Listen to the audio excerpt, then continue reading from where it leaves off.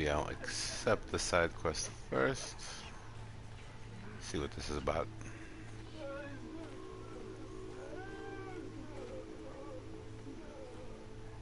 She's very pale. Is she unwell? Yes. She's a fighter, but the fever on her won't lift. It only burns hotter. Her name is Shiana, my sister. Isn't there anyone in Sunfall who can help? We're refugees. We know our place. And there's only one healer in the territory. He's difficult. His soul is in shadow. His soul is in shadow. Galiv. That's him. He's very clever, but he has little care for people. Perhaps the desert scoured it all away. Perhaps he was always like that. Either way, I know he won't help us. Well, I'll see about that. Where would I find him? Last I heard, he was patching up soldiers at Blazon Arch. Another border battle. Healer's Oath.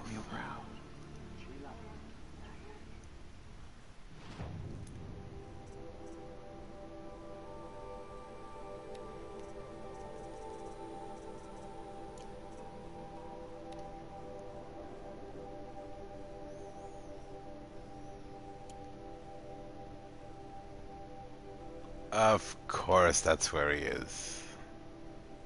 That's where I just was. Of course, that's where he is. I can travel right here. I'm gonna... Yeah. Alright. Real quick.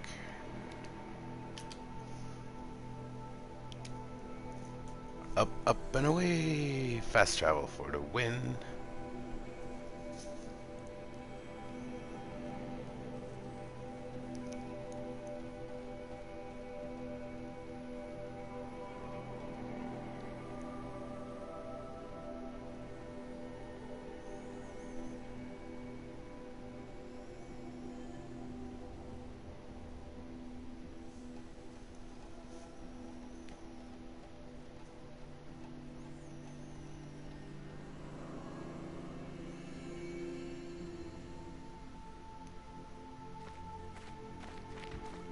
You do what you came here to do, and then you're gone. Understood? This atmospheric music. It's very dreamlike. So is this entire game, really. I like it. When I thought of loyalty, I thought of Uthid. He can't have just been faking it, can he? I might have to look up the soundtrack after this.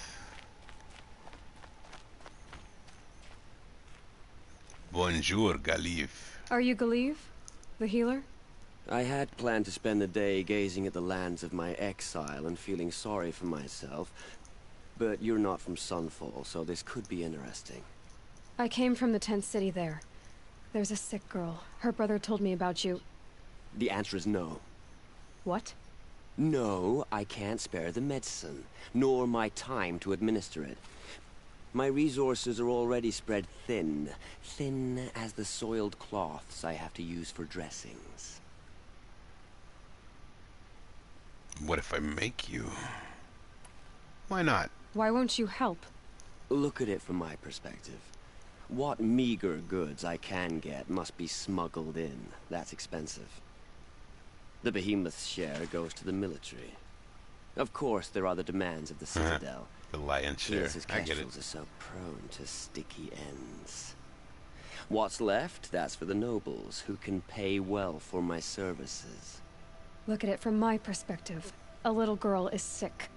I think we are calling to each other across an ideological impasse. You need money? I can give you money. What's stopping me from just making you do it? I'd have to cause a situation. And you wouldn't harm the only healer disgraced enough to work for the Shadow Carja, would you? Well, we've only just met, but yes, it's tempting. And take it up with the Citadel. They decide who lives and dies. Nothing you can do would compare to my punishment if I use the last of my stock on a tent girl. Use it on a 10th girl. You're kind of an ass, healer. There's no cure for a conscience, but in this line of work, I've built up an immunity to it. And yet, if you feel so strongly about this one girl, perhaps we can make a deal. My charity for a Thunderjaw heart.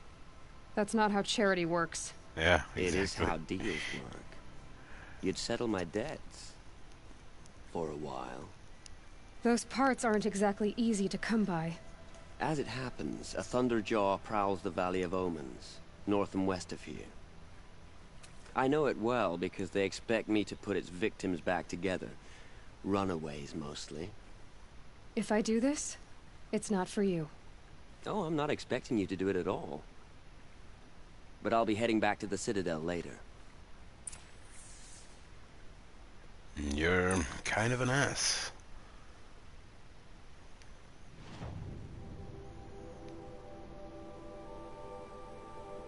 Oh, that one. Well, can I quickly and efficiently take out a Thunderjaw, T-Rex, T-Jaw? Call it T-Jaw. Makes more sense. Tyrannosaurus jaw.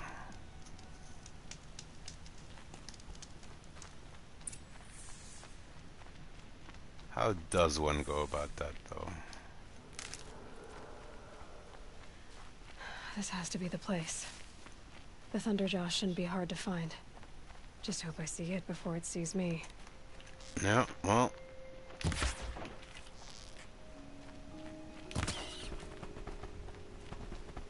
Oh. I see trees are falling. I see I'm low on health.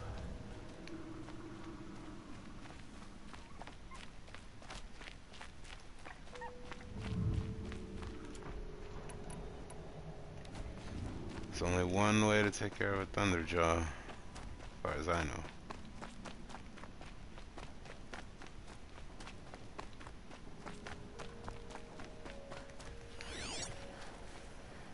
Wait, where the heck is it?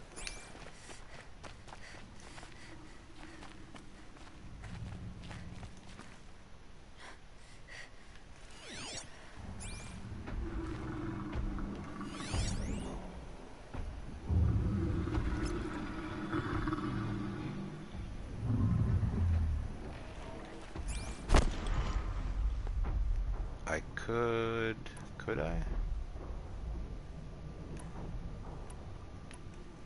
Man, this game. It's kind of insane. What weapons do I use, eh? I could trip cast it. Could I?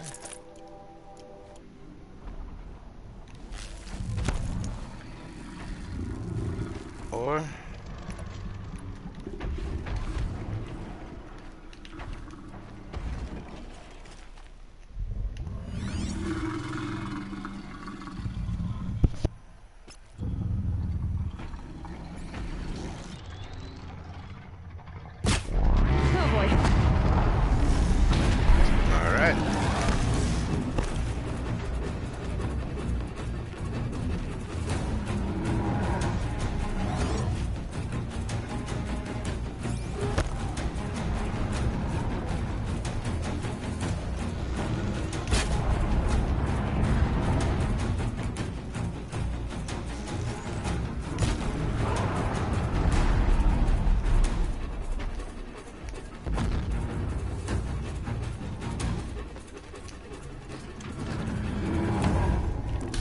boy.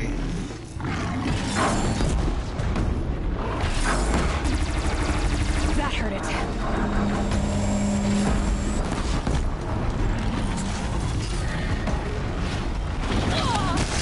That hurt me.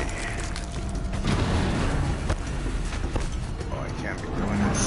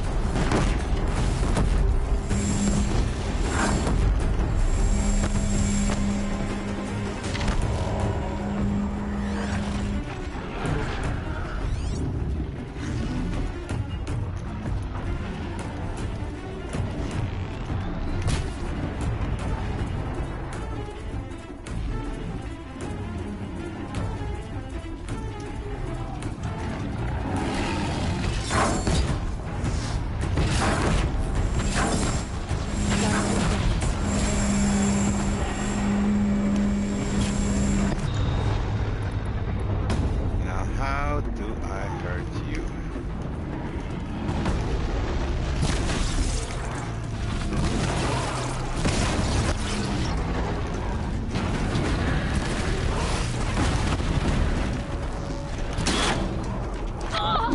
Bullshit!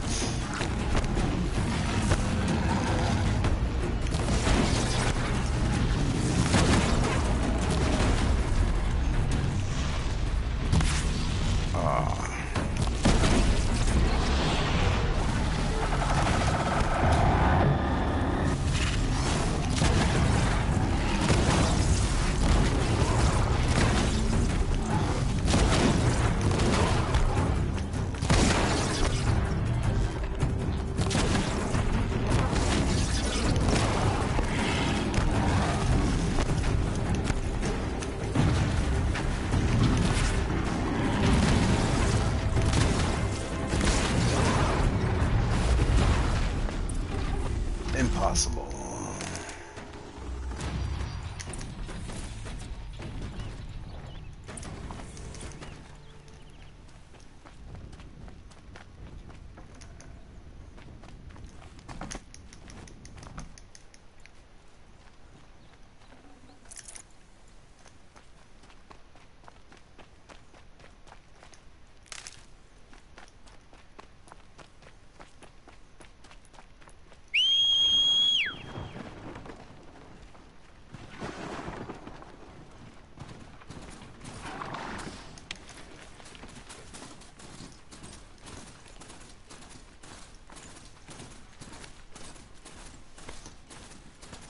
Alright.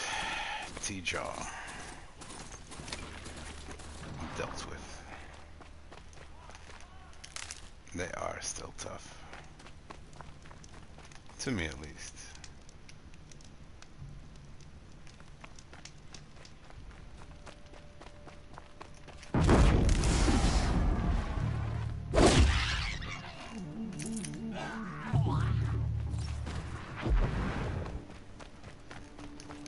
I'll tuck that away.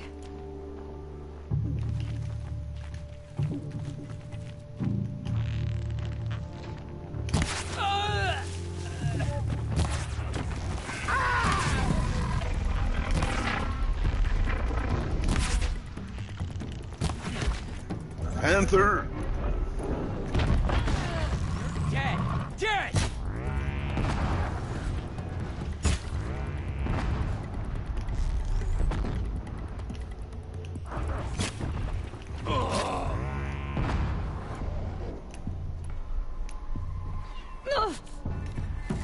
Whoa, bro.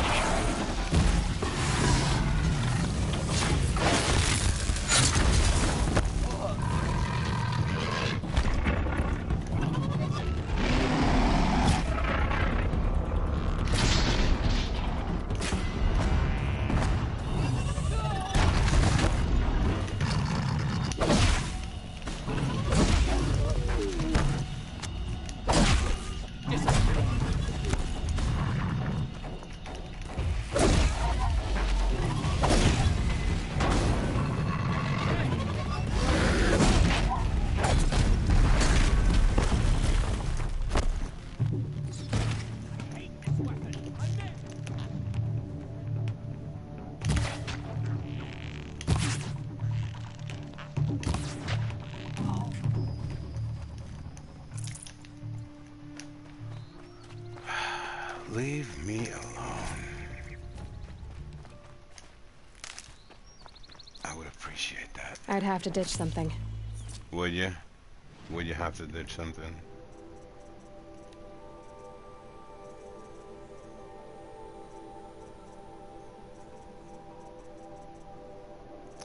A freaking gun.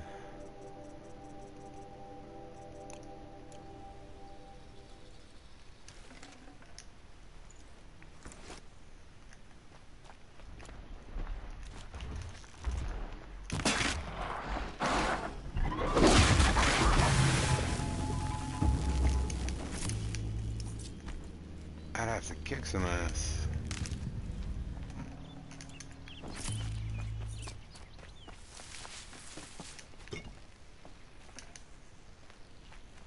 This place is a mess. What were you guys doing in here?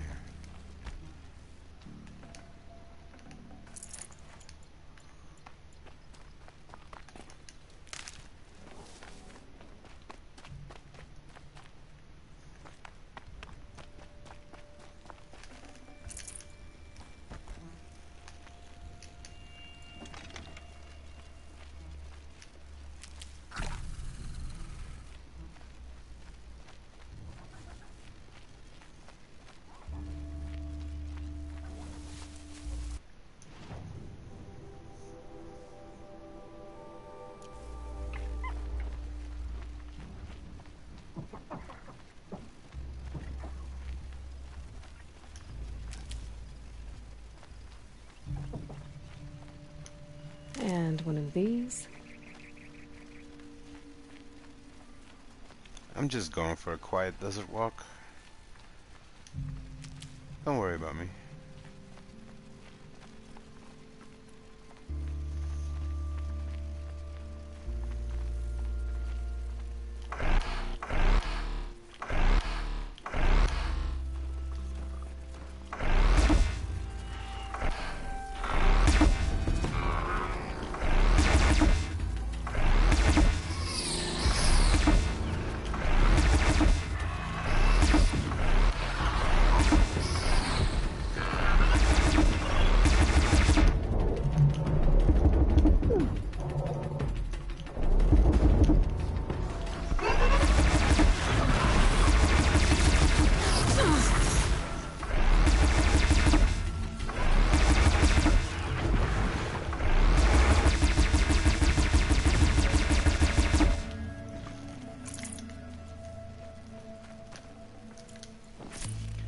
Don't mess with Texas.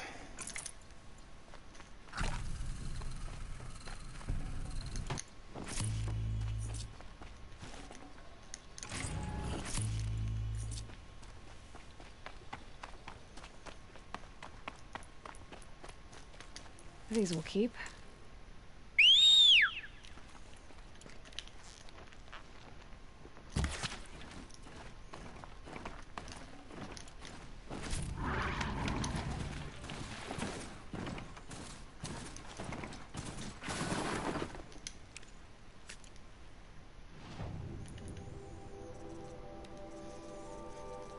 Always too many resources. Like always.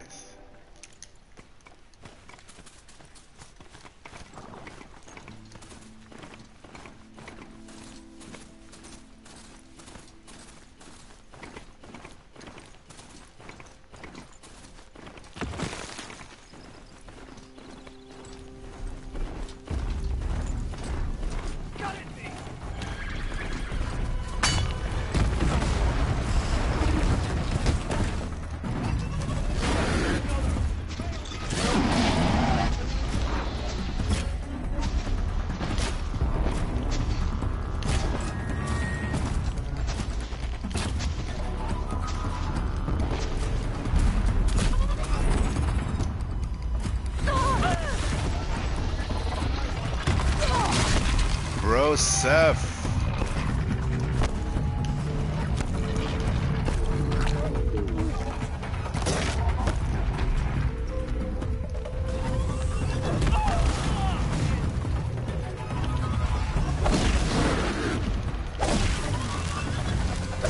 Run!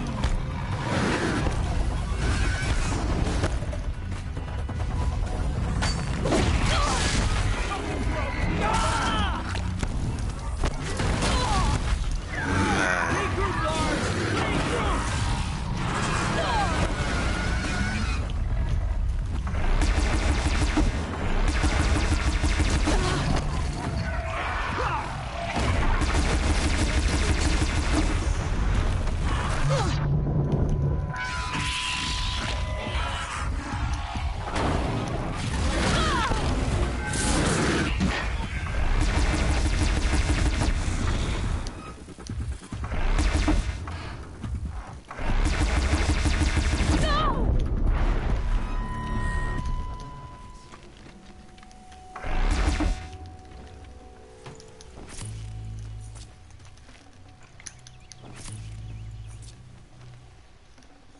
These goys are too much, man.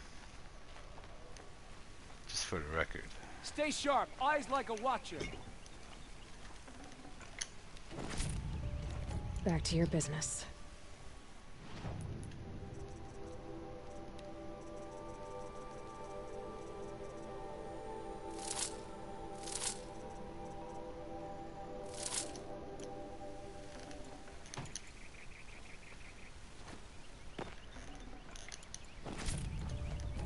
Keep your wits about you.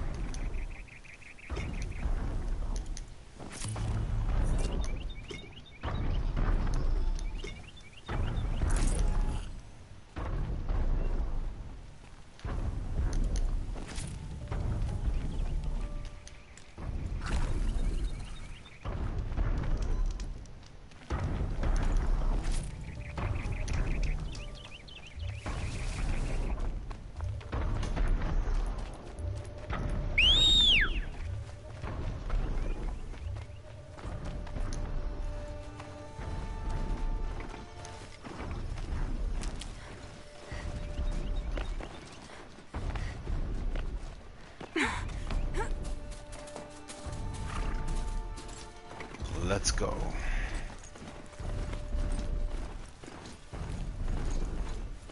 Our time will come, and come soon.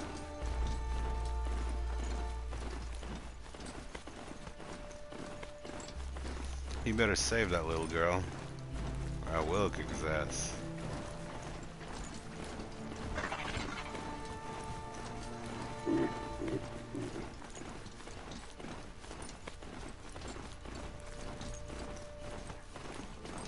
Stood strength. He would spit on his face. I have your machine part. A deal's a deal. See to the girl, and it's yours. On my oath. But tell me, if this girl survives, what do you suppose is her future? It's better than not having a future at all. What a charming notion. Come, come, let's be quick about this. Kindness doesn't keep well in the heat. Can we really trust savages to show loyalty to our cause, even if they're getting paid? I hope the Havas knows what he's doing. Bringing in these outlanders.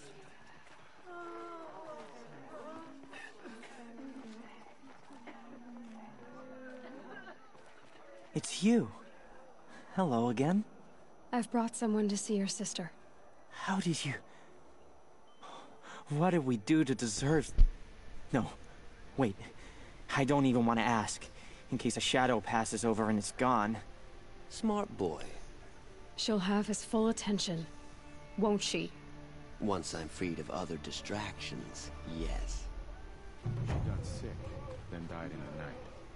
She was old, but not so fast. I meet my uncle every day Thank just you, to reminisce about again, Meridian. for giving her a better chance. Now what? I think the sun's flush is back in her cheeks, don't you? That's enough excitement for my rest day. I just don't like this guy. What she... A few of us have started betting.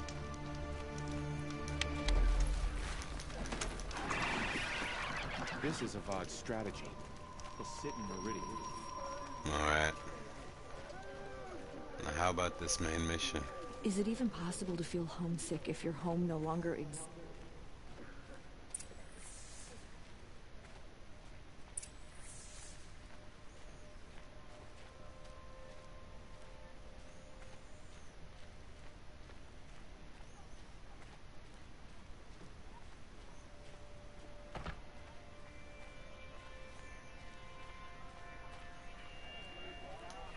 Shadow will rise.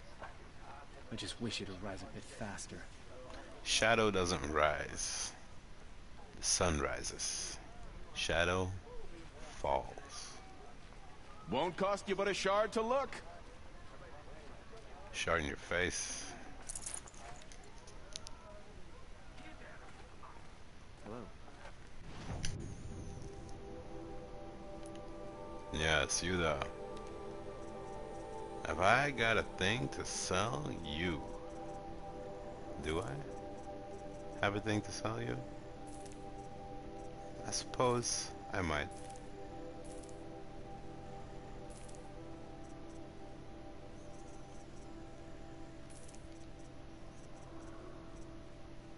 Just a few knickknacks, paddywhack.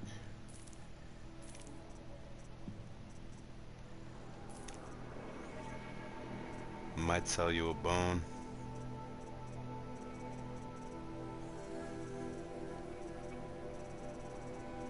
The soul man came rolling home.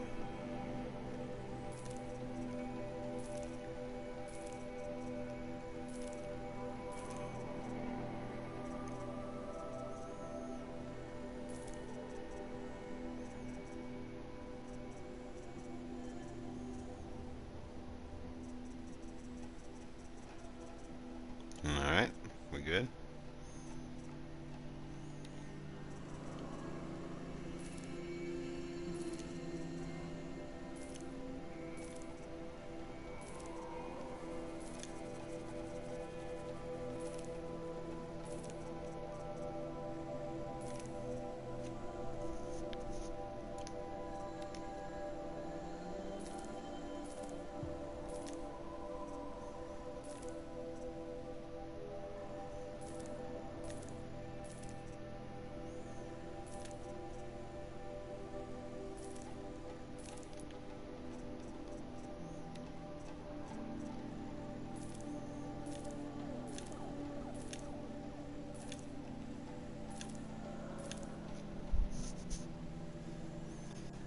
Okay.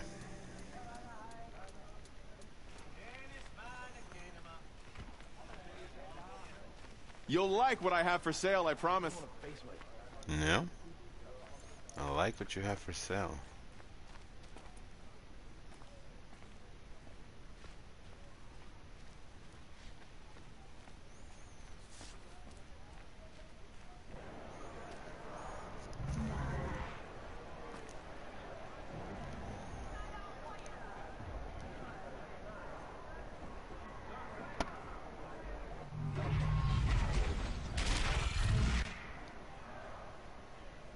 The sun. It's not like it's Meridian. At least.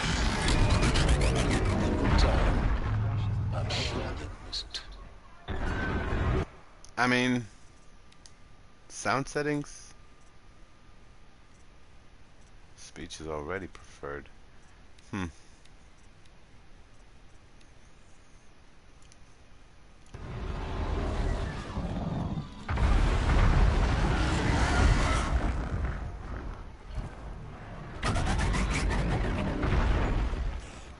Can I interfere? It's probably a bad idea. I'm curious if this is gonna go anywhere.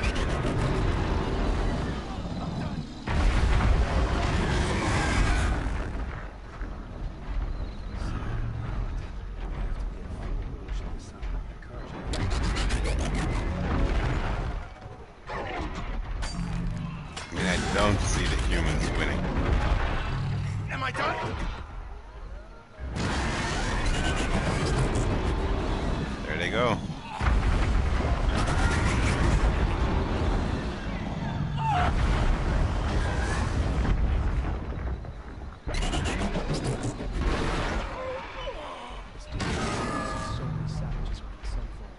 All gone.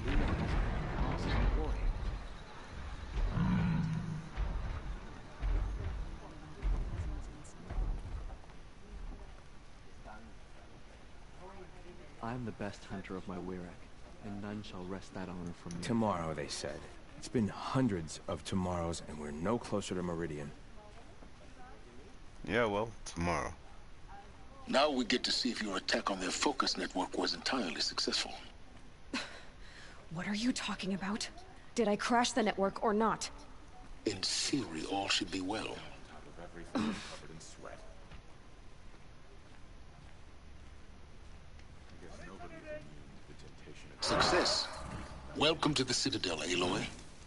I'll check back with you in a moment. In the meantime, circulate. Oh, I'll circulate. Around Sunfall. By the sun. The exile has been hard on the Careful where you old-timers. walk.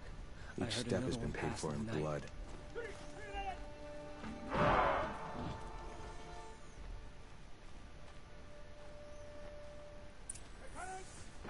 Outlanders! If you want to hear about today's bounties, head for the throne room. You're not going to make any shards by standing out here. Filthy mercenary bottom feeders. Irony I'll is take the shards, feeling yourself even if it cooked. means having to listen to Bahavas. I hear the Shadow Carja are looking for one of their own. Should pay well. Another savage. At least it's not as bad as Meridian.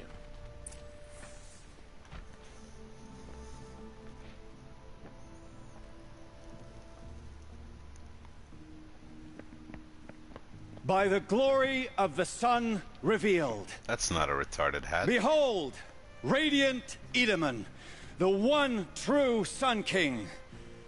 The light in shadow, whose will is light and whose light is law. I command Lucius Bahavas to speak in my behalf. One of those. By the will of radiant Edaman does the sun glare down mercilessly upon the traitor Uthid. To the hunter who brings his head to us shall go a bounty of 500 shards. More prisoners than royalty, don't you think? Love your hair. Not only did the wretch conspire to You and I need to chat, little huntress. The green tent down in Shadowside. I'll be waiting. Kind of busy. And in doing so, demonstrated wanton disregard for the safety We both know of you're the no killer for king's hire. subjects. Uthid is innocent. So come see me while there's still time to save him. So, the way in I spoke of is right behind you. You've got to be kidding. Not at all. And you needn't worry about the Kestrels. They'll be too busy acting important to pay attention to you. First time in the Citadel, gotta see the sun ring from on high. Well, the Kestrels. Why would he leave his tools behind? Ah, Strange. they want us to see this, boy. Same old man It makes every morning. quite an impression. I haven't seen him today. Everybody's just talking.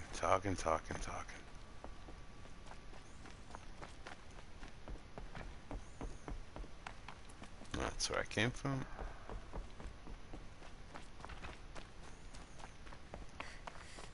That's where I'm going. Sunfall feels even less safe. Leave me be. This is insane. Hardly. They're going to see me. If you're gonna You watch some underestimate the ease slaughter, of hiding this in is the plain place sight. to do it. I don't like heights. You worry me, boy. You worry me. Another manhunt. How many men and women can one tribe lose?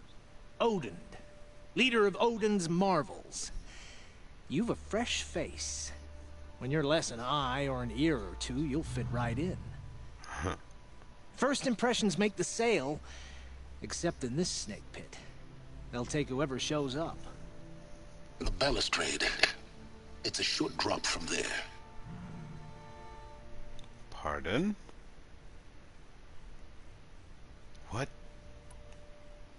This isn't your first job for the Shadow Carja? Scared of their own shadows, Carja, more like. They spit on me, but the shards are good. Look at those nobles. I say noble, but you can't dress a rat in silk and call it a rat king, can you? Sunfall is a house of clay. If you were to stamp your foot, it would all crumble. Shouldn't you all be setting out to hunt Uthid? Have you never done this before? Whoever goes first just leads the others. Just take a load off and avail yourself of some Carja booze until someone sniffs out the trail. Then watch us seek out our prey, straight as a Ravager's shot. Zip! Are you sure you're going to be able to walk in a straight line? What are you getting at? You're drunk. Do you think Uthid did what they're accusing him of? I hope so. It'll make him more dangerous. My advice, it's best not to overthink such things. Overthink whether he's guilty or innocent? You let all these thoughts in your head, you'll never make it as a mercenary. Only thing that matters is dead or alive. If they say alive, bring a rag to stuff in its mouth. But these days, no one wants alive. True enough. Farewell, Odin. Good hunting. If I should have cause to kill you, you won't suffer. Oh, thanks. A short drop from there.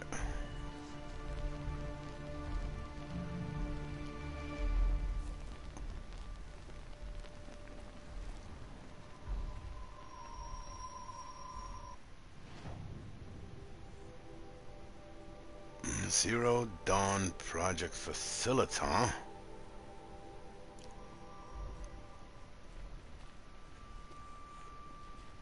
Did you say a short drop? As in drop?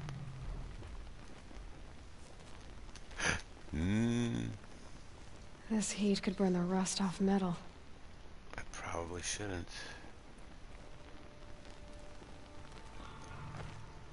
Should I?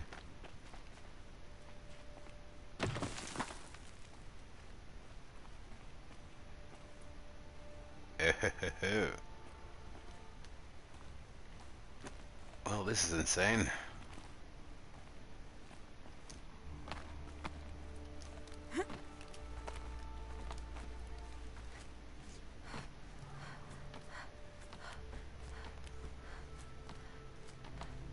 The other side of the tower. Look for a vent. You look for a vent. I see you've been here before. Obviously. Now, it's very important that you hear what I'm about to say.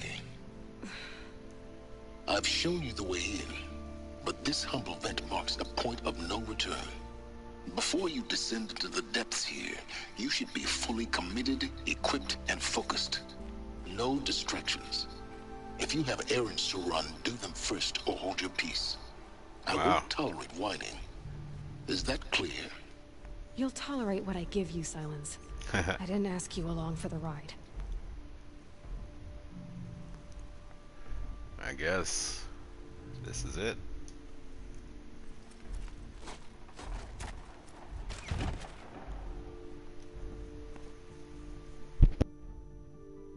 I'm heading down. I've spent a lifetime trying to uncover the secrets of this world.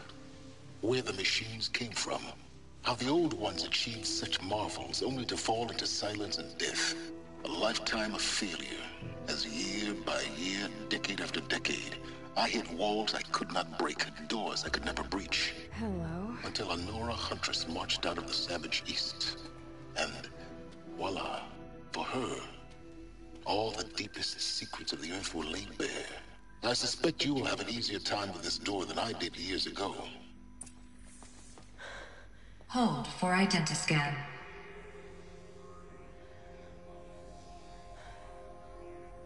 Genetic profile confirmed. Entry authorized. Malfunction. Malfunction. Malfunction. Malfunction. Are you kidding me? You don't hear me laughing. Shut up. There's gotta be another way. Hey! Elizabeth Stovak here! Requesting access! Access request acknowledged. Root command functions available. Do you wish to proceed? I do! Get me through this door! Analyzing. Primary access inoperable due to mechanical failure. Emergency venting procedure likely to circumvent blockage. Do you wish to proceed? Yes. Emergency venting authorized.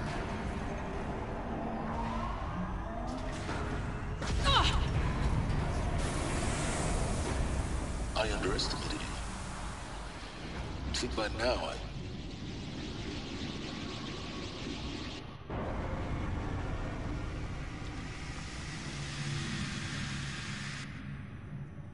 Guess you can't have everything. that will draw attention. We won't have this place to ourselves for long now. We? Last I checked, I was the one risking my life down here. Yes, fine. Now will you please get moving? There's so much to learn in less time than I'd hoped.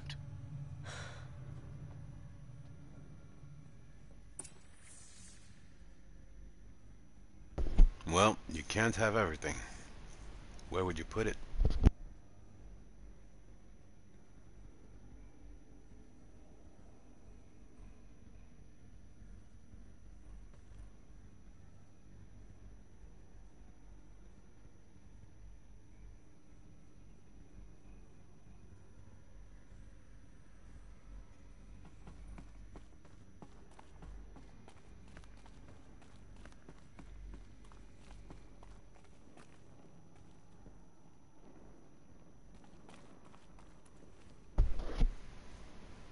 Good thing somebody went through the trouble of lighting all these candles and torches 1,000 years ago.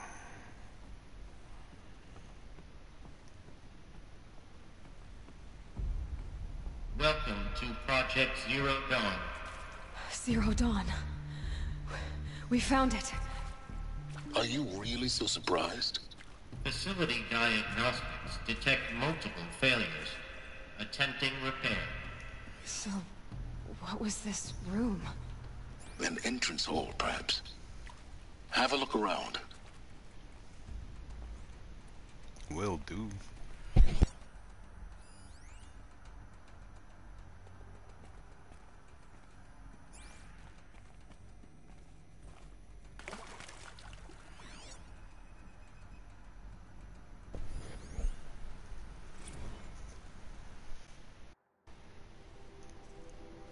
See, this makes me think I missed some stuff.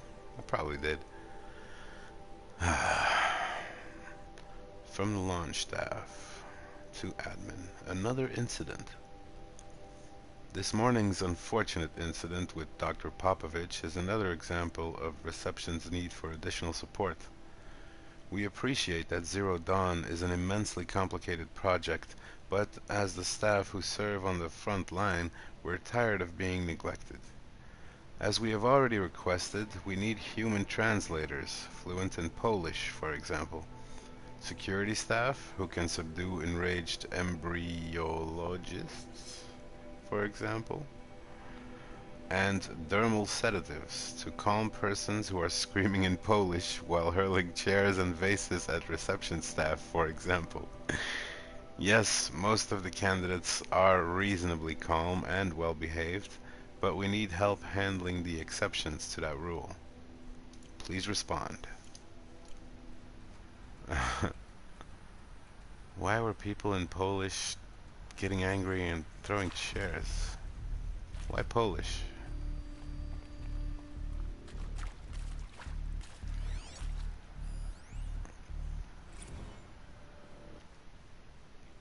Ah, reception staff to admin. We need support too. Reception staff continues to require additional support managing ZD, Zero Dawn, candidates when they arrive at the facility. Many are frightened or confused. Some are highly agitated. These are not the sort of persons who are accustomed to having information withheld from them. At minimum, we need human translators. The Langbots are not sufficient, and mild sedatives for the extreme cases. Any and all support would be welcome.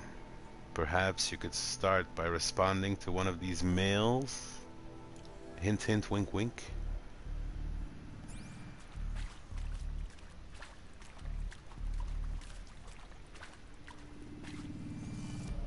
Stocking up?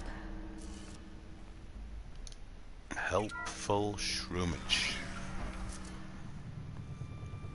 Please take a seat and wait for your name to be called. A selection of beverages and snacks are available. A smaller room. Yep, it's definitely a smaller room.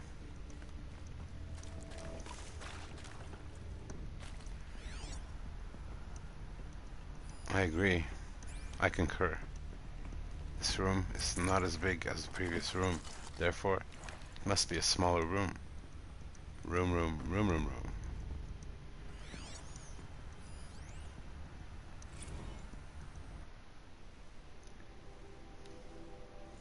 From launch staff to admin, restock or else. For the 5th time, please restock the lounge's selection of herbal teas. If I have to listen to one more egghead throw a tantrum because we're out of the organic cucumber mint or blackberry sage varietals? Huh. I'm going to lose it. Please respond, and this time, no tempest in a teapot or steep demand jokes, okay? They got tea jokes.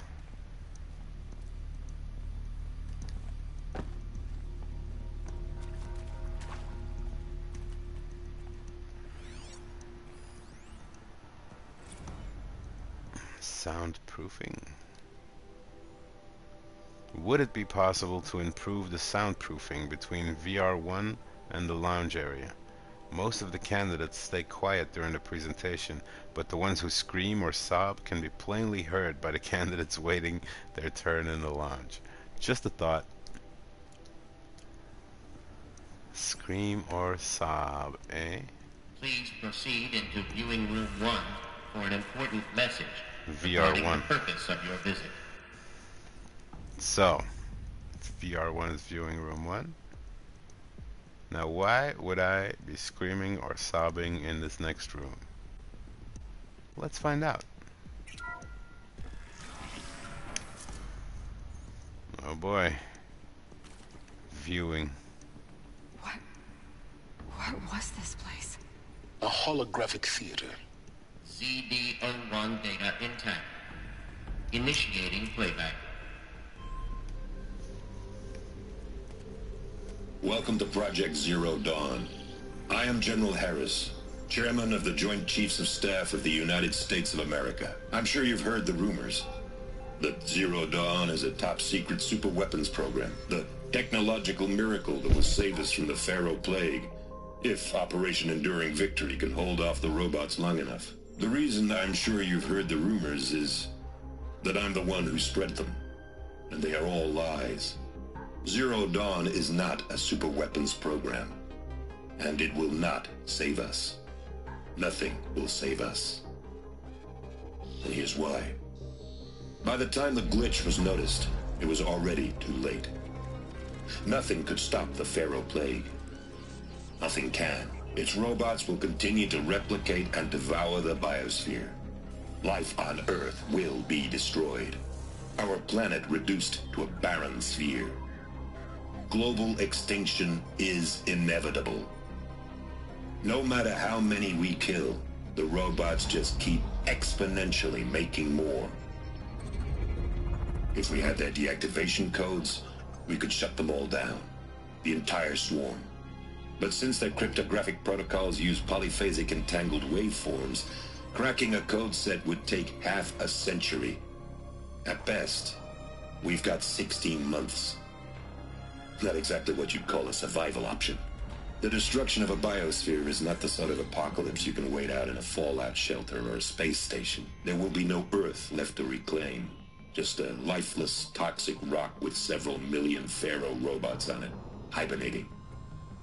Waiting for something to eat. This is the horrible truth behind the lies of Operation Enduring Victory.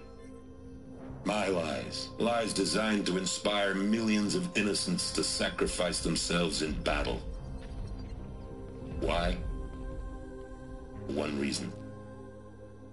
To buy time for you and the work you will do here. Zero Day. The day that life on Earth ceases to exist is coming fast. It cannot be stopped. The hope of Zero Dawn is that something new might come after. But I will leave it to Elizabeth Sobek to shine that thin ray of light into the darkness. Harris, out. Oh boy. Okay, I guess I can understand why people would be sobbing. Screaming though? Doesn't make sense. Life on Earth didn't cease to exist. He said it could not be stopped. But it was. Somehow Elizabeth saved us. I've got to keep looking. Find out how she did it.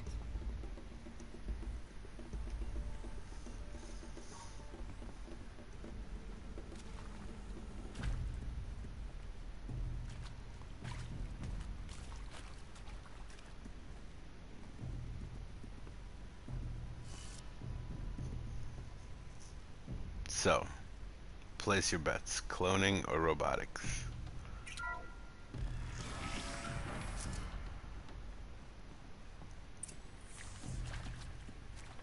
Kestrels. They got in. Through the vents. Let nothing stop you from learning the truth. Spread out! If it moves, kill it! What is this place? Tomb?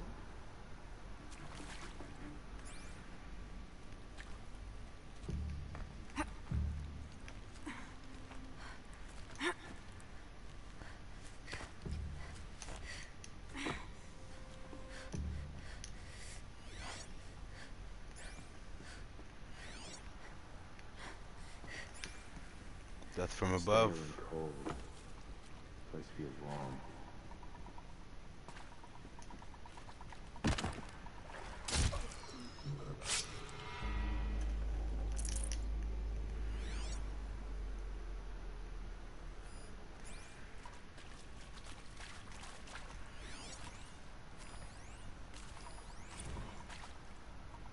Want to discuss? Whew. So Mama, she was right. Pardon? My mother, she took her Bible real serious. Not just Texas Bible serious, Pentecostal serious. Favorite chapter? Revelations. Now, I didn't always understand her on account of all that speaking in tongues and such, but when she did use her words, it was always end times this and lake of fire that on account of sinful lifestyles. Speaking of which, mind if I smoke? A tobacco cigarette. Sorry, darling. My taste run classic. Compliments to your team tracked me down.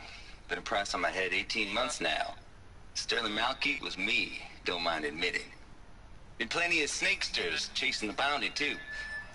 But I kept the zigging to their zag. How'd you finger me? I believe Dr. Sobek listed you as an alpha candidate. Priority snatch and grab. Always suspected she had a little thing for me. I can pass them. Hey, undetected. I don't suppose you got real coffee in this place? Going to ignore them? You know, blood coffee, conflict cappuccinos. Mr. Tate, I'm clearing you to proceed. Just go.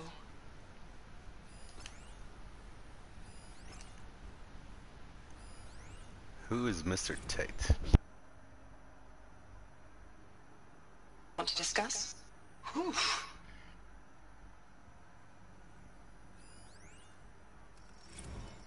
Want to discuss? Whew. So Mama, she was right.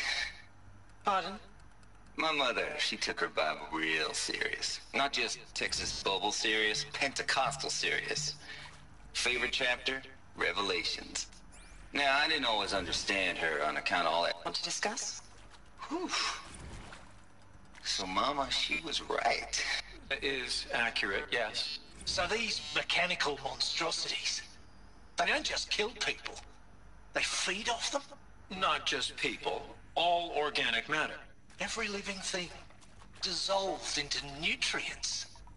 Millennia of evolution liquefied. The miracle of life produced some bloody biofuel. In a word, yes. Who did this? Pharaoh? That asshole. Is he here? No, Doctor. Please, tell him Tom Pake wants a word. Now, get off! Get off! Doctor, please! You get Ted Pharaoh in here! Oh my.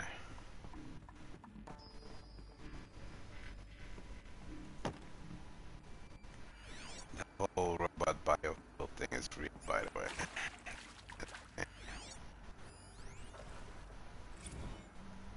Who previously worked for Pharaoh Automated Systems.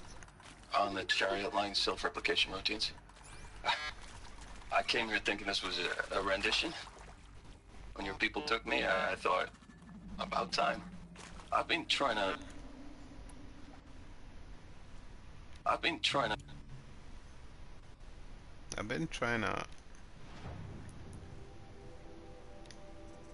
Let's drop a trip cast or something.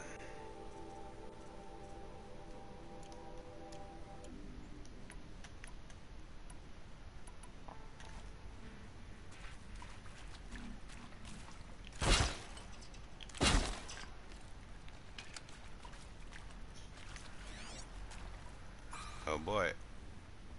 Let's get on with it. No.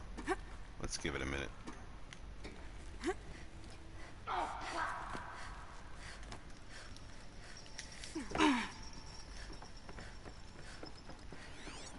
Incoming!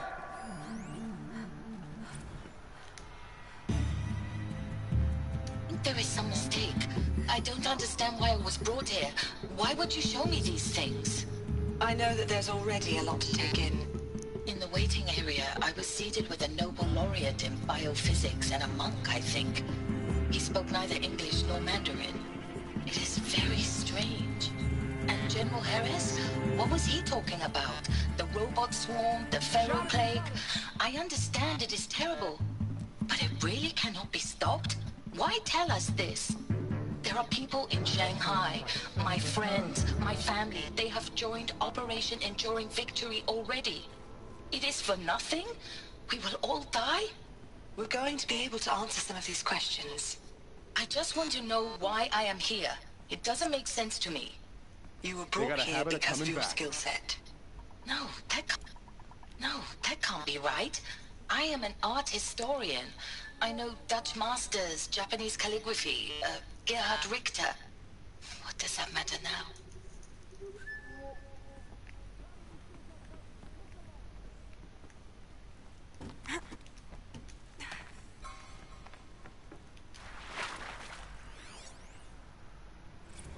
You previously worked for Pharaoh Automated Systems. On the Chariot Line self-replication routines. I came here thinking this was a rendition. When your people took me, I thought, about time. I've been trying to swallow the guilt every day. since... Would you like to take a moment? No, I really hoped Zero Dawn was a way to undo it all. My work. And I'm sorry to say I was ever proud of it, but Ted could really sell a concept, and in the labs, in the light of creation, that first test run, when you saw they understood their own structures, could rebuild themselves from memory and light, there were no limits. God, there were no limits.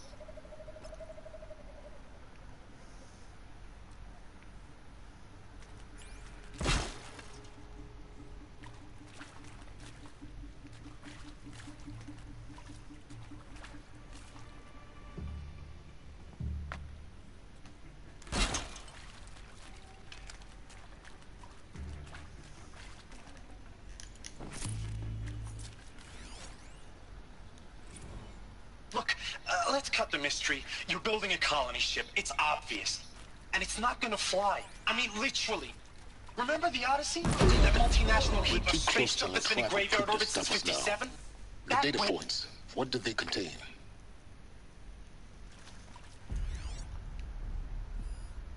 You interrupted the data points and what they contain. Look, let's cut the mystery. You're building a colony ship. It's obvious. And it's not gonna fly. I mean, literally. Remember the Odyssey? That multinational heap of space junk that's been in graveyard orbit since 57? That went nowhere real slow, and you have to get somewhere real fast. Do you have any idea the immensity of the challenge to prep a new colony ship in time? To be clear, I'm not a worker on the project. Do you even understand how few people it could save? The whole generation ship concept is not gonna happen. It's the first thing you'd abandon in favor of embryonics. For that kind of storage, we're talking a lot of bulk, a lot of power, a lot of resources. So even if you do it, even if you build it and point it at Sirius X, there's no room for people on that thing, all right? If you could try to remain calm. You people are crazy if you think you're getting off this rock. No one's getting off. Medical. So, cloning, right? Look, let's cut the mystery. You're building a colony ship. It's obvious. And it's not gonna fly. I mean, literally. Remember the Odyssey? That multinational heap of space junk that's been in graveyard orbit since 57? That went nowhere real slow, and you have to get somewhere real fast.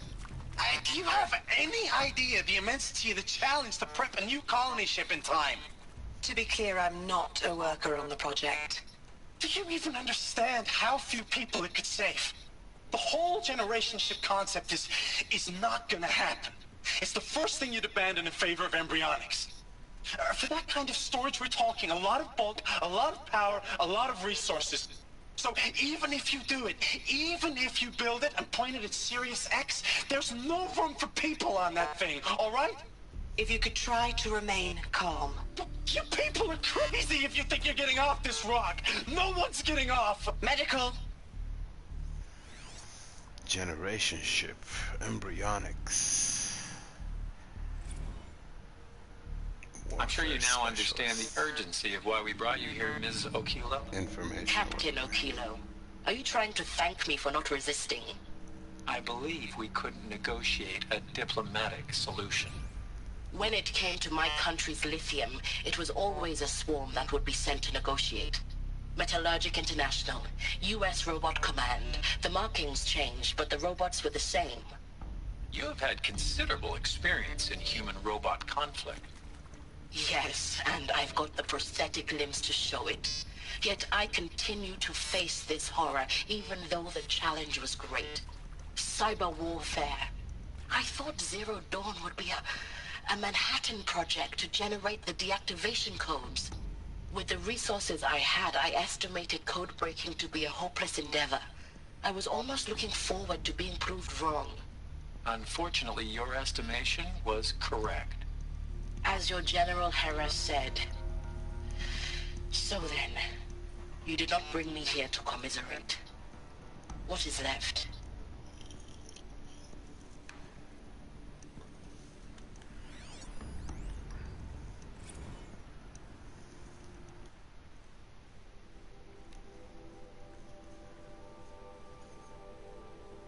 Counselor Guidelines for debriefing after Presentation 1. Candidates must be allowed to ask questions and given the necessary time to fully absorb the information they have received. It is important to be aware that candidates have just been exposed to triggers for severe mental and emotional trauma. Do not assume silence or outward calmness indicates acceptance. It is essential to stress that all other options for combating the Pharaoh Plague and preserving the continuation of human life have been considered and found unworkable. Communicate this fact calmly, but clearly and firmly. Familiarize yourself with data on the catastrophic environmental impact of nuclear engagements versus the swarm, Addendum B1, and unfeasibility of maintaining life in orbital, lunar, or undersea structures, Addenda C1, C2, C3, so that you can counter candidates' objections in depth. If a candidate asks for time alone to review supplementary information, allow this without hesitation. Be sure to inform security personnel so the candidate can be monitored for attempts at self-harm. Candidates should only be clear to proceed to Presentation 2 if you believe their mental state is sufficiently stable. Note that real-time support will be available via your focus. Security and medical crisis teams are standing by.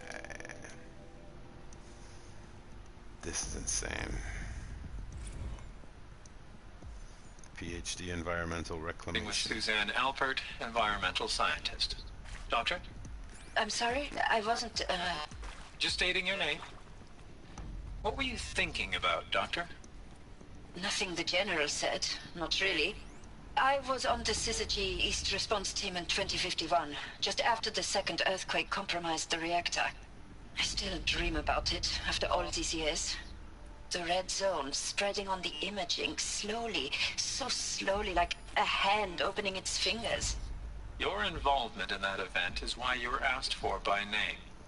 Really? That's interesting. Because nothing worked.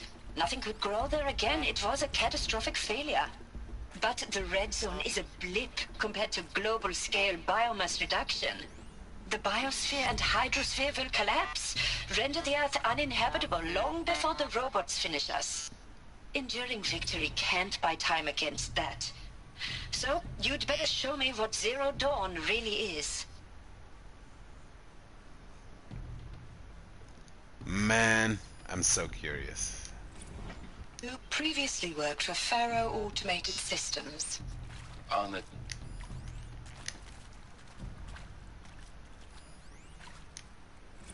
Who previously worked for Pharaoh Automated Systems. On the Chariot Line self-replication routines. I came here thinking this was a rendition. When your people took me, I thought, about time. I've been trying to swallow the guilt every day since... Would you like to take a moment? No, I really hoped Zero Dawn was a way to undo it all. My work. And I'm sorry to say I was ever proud of it, but Ted could really sell a concept, and in the labs, in the light of creation, that first test run, when you saw they understood their own structures, could rebuild themselves from memory and light, there were no limits. God, there were no limits.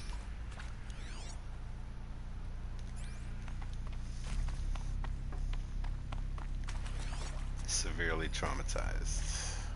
Want to discuss? Whew. So Mama, she was right. Pardon? My mother, she took her Bible real serious. Not just Texas. Want to discuss? Whew. That is accurate, yes. So these mechanical monstrosities, they don't just kill people.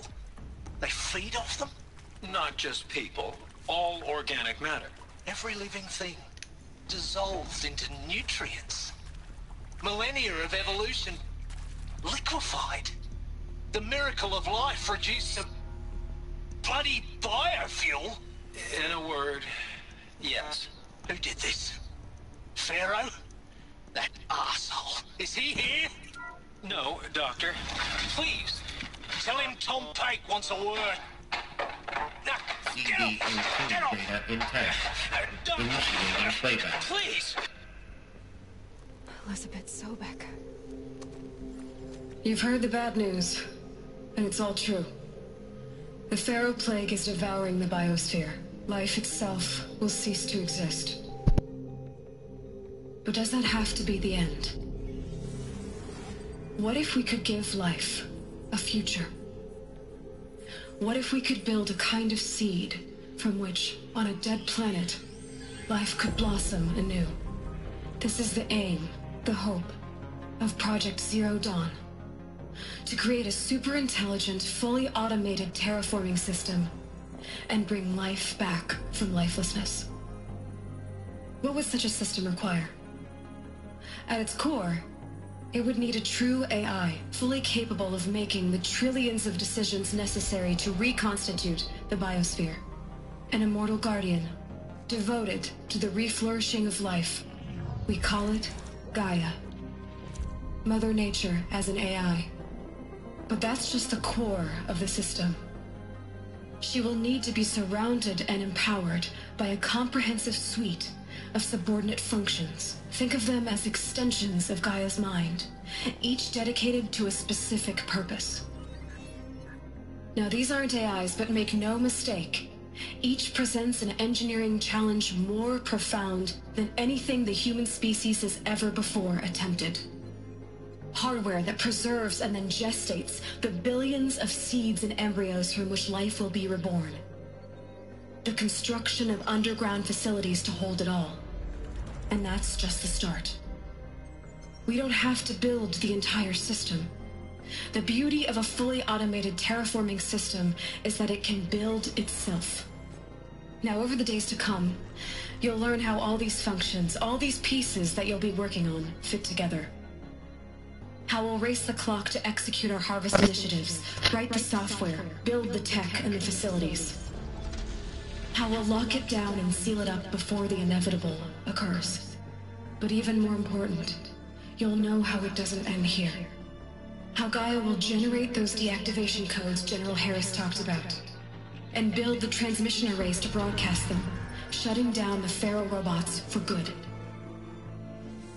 How Gaia will not just build, but imagine any conceivable robot it needs to do its work across centuries. From detoxifying the Earth's ravaged atmosphere and poisoned seas, to the regreening of the Earth from cryopreserved seed stalks, to rewilding the Earth with animal life. And then, when all that is done, how a new generation of human beings, spawned at cradle facilities around the globe, will partake of Apollo, the vast archive of human knowledge and cultural achievement from which they will learn of us. our world. And most important, how not to repeat our mistakes. It's not an impossible dream. It is within our grasp if we work tirelessly and stop at nothing to achieve it. We can't stop life from ending. But if you will help me, help Gaia, we can give it a future. Join me and help make that future real.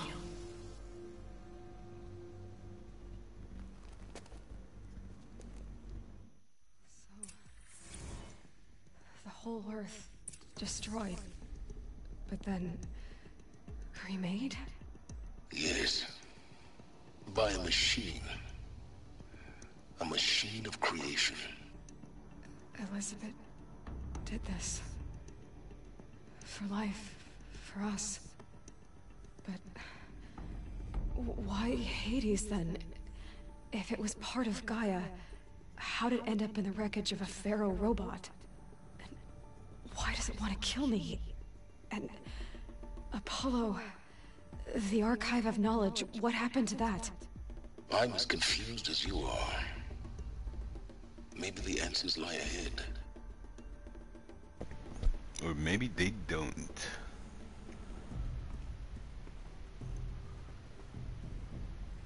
Very interesting concept. So it's both, right? It's cloning and robotics. If I understood that correctly.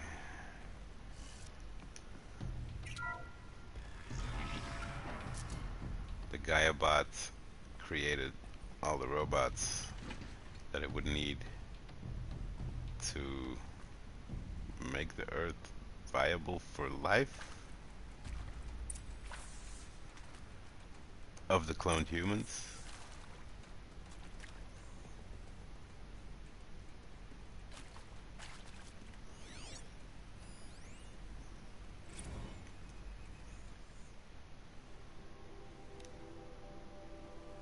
Make your selection. You are now in possession of information regarding the true nature and purpose of Project Zero Dawn, classified far above top secret. As such, we regret that you cannot be allowed to leave this facility. There are 3 options available to you at this point. Please consider each carefully. Trained counselors are standing by to assist you in making your choice. 1. Participation. You will be assigned to a sub-project team based on your area of expertise. You should be aware that the way forward will be difficult and the project's outcome is uncertain. You will be expected to work a minimum of 80 hours per week, and your communications with family members will be strictly limited and monitored in real time. Upon successful completion of the project, you and your immediate family, or 2 persons of your choosing, will be transferred to the Elysium sealed habitat to live out the remainder of your natural lives. 2. Indefinite detention. Should you choose to decline participation in Project Zero Dawn, you will be confined indefinitely. You will be given 48 hours to reconsider, after which your decision to refuse participation will be considered irrevocable. Every reasonable effort will be made to make your term of confinement as comfortable as possible, but you will not be permitted contact with the outside world, and death within 18 months due to the Pharaoh plague is inevitable. When the Zero Dawn facility is abandoned, detainees who wish not to opt for medical euthanasia will be released. Wow. Medical euthanasia. The information you have just received understandably calls into question the purpose of continuing to live. If you would prefer to end your life at this point, pain-free medical euthanasia is available. A 48-hour waiting period is required, during which time you may instead opt for participation or confinement. Please notify a counselor when you are ready to make your choice, or if you have further questions. Yeah, Those would be the three options.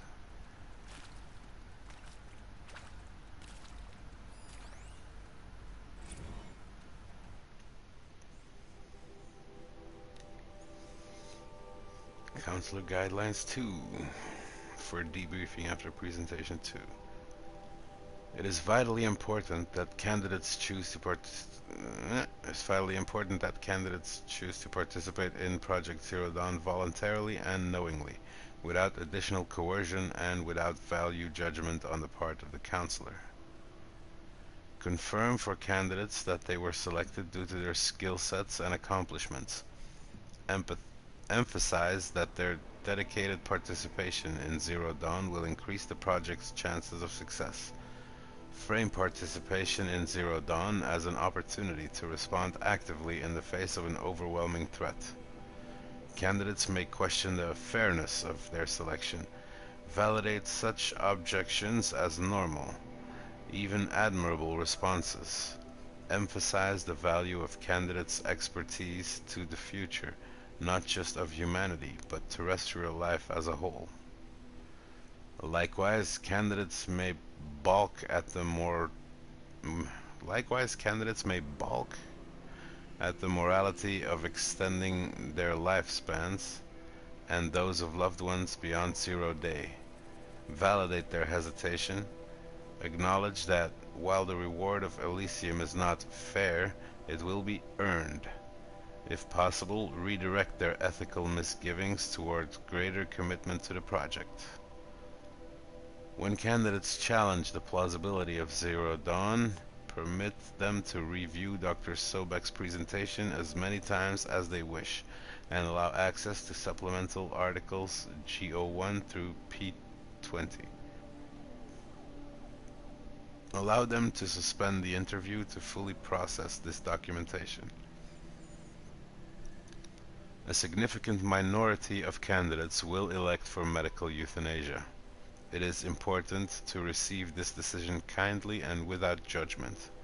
Advise them of the 48-hour waiting period during which counselors will be available to discuss their decision.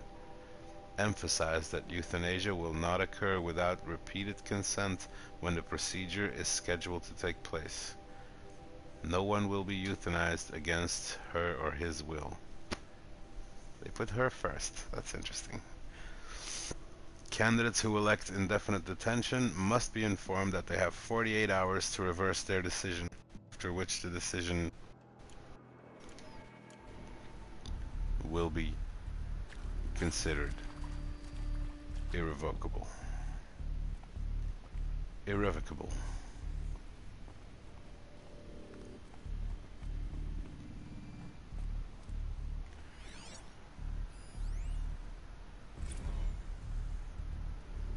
Oh boy.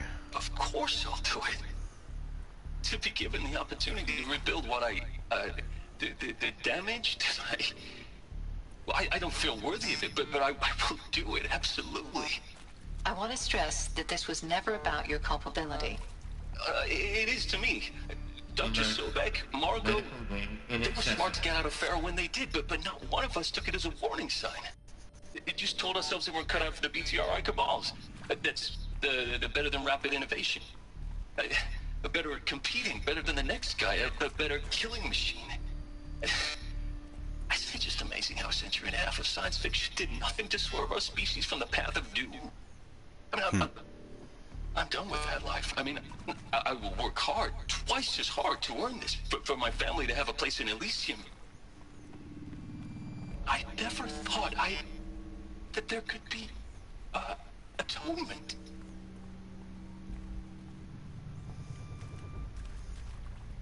So he went for the insta-yes. Suzanne Alpert, PhD in Environmental Reclamation. If you're still nauseous. No, the inhibitors have kicked in. I can't feel the back of my tongue. I wish I could tell you I'd believe in this. But the damage is too great, too extensive, too complete. With all respect to Dr. Sobek's work at Miriam, no. No, life doesn't always find a way to keep going. Sometimes it never comes back. Like Syzygy East. like the Congo, like Timo, like us. That's our reward? A buried city full of terminal patients waiting out the clock? You'd grow old together, with your loved ones, in safety. I don't have loved ones. I suppose I could start a family? I'm afraid not. All inhabitants of Elysium will be medically sterilized. Whoa, why? A habitat capable of sustaining a starting base of 2,000 individuals for up to 100 years is a huge challenge, Dr. Alpert. If the population grows instead of diminishes, everyone will be dead inside 30 years. I knew it. Wow. I just couldn't bring myself to say the words. I'm sorry? Finish it. Medical euthanasia. I want no part of this. I just want it over. I see. Protocols require a 48-hour waiting period, after which... Yeah, she stuck to her story. Aerospace engineering. Is he to make sure I behave this time? Security. For your protection. Would you like to discuss how you're feeling? Sure. I'll tell you. Surprised. No, flabbergasted. Like my own man would say, flabbergasted. That vein pumping in his forehead. I thought you people were just completely underprepared for a spaceflight project. But now I can see it's worse. Much worse. Sobek is a total fantasist, a dangerous fantasist. This kind of blue skying, it's... Jesus. I'm sorry we wasted each other's time. I'm ready to leave now. I'm afraid that's not possible. Confinement.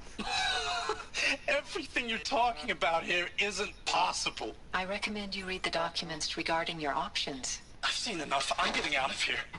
Oh boy. What are you... You don't... Get your hands off me! Involuntary confinement.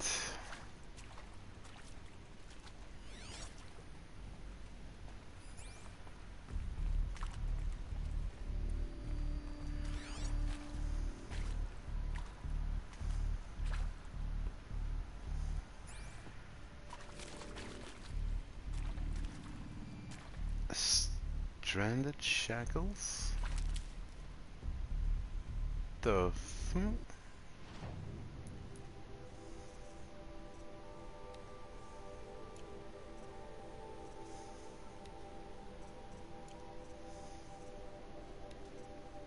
What are stranded shackles? This mysterious item is valuable only to the most curious merchants. Shackles made from an unknown smooth material. Wow.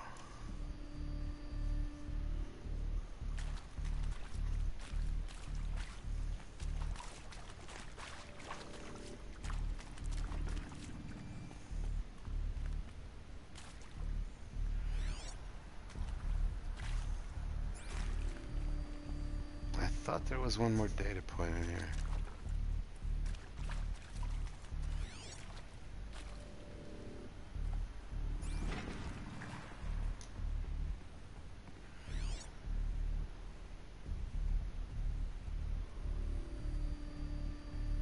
Why would you even allow me to come back here if there's nothing to find or see? A ray of light.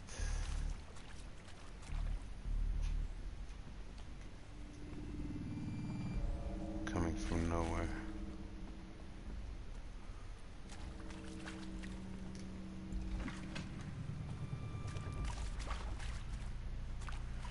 I'm seriously missing something, aren't I? Come on now.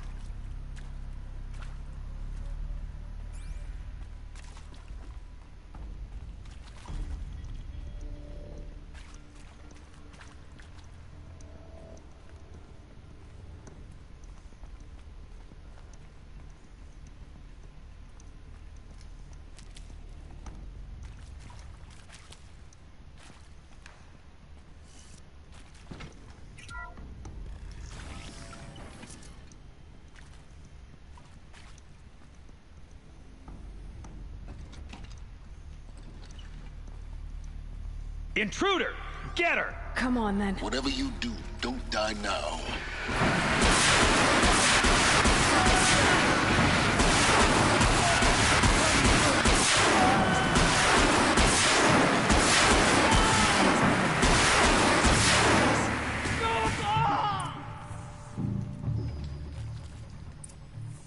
Alright. I didn't die now. Close, though.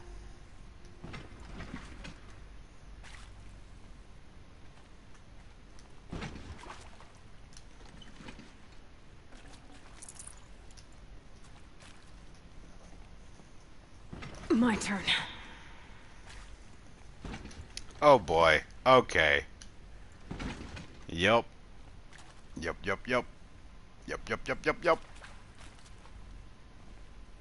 Oh, come on.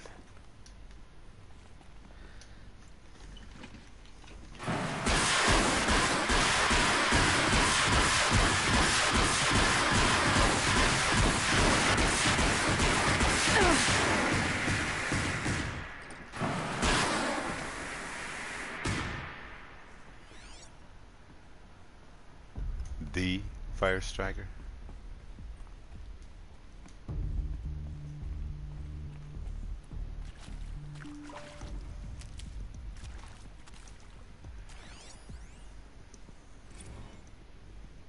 Zero Dawn. It is art, in a way. An expression on the grandest scale. But there is so much unfairness. Why was I chosen? Was it decided by committee? By algorithm? My family will be saved because I happen to graduate in art history? Is this right? Dr. Sauvé? Christina Sauvé? Yes. I met a man, another historian. His fields are Bauhaus and the New Materialists. But he once attended one of my talks. Another unfair chance. Of all the many people in that auditorium, that we should both be here now. And yet, I feel more accepting of my fate. No, it is not fair, not at all. But for the sake of my family, for the sake of art. Art is alive. It must be able to speak from beyond history and echo in the future, not perish into oblivion. This opportunity, I must do this. Yes. You really should.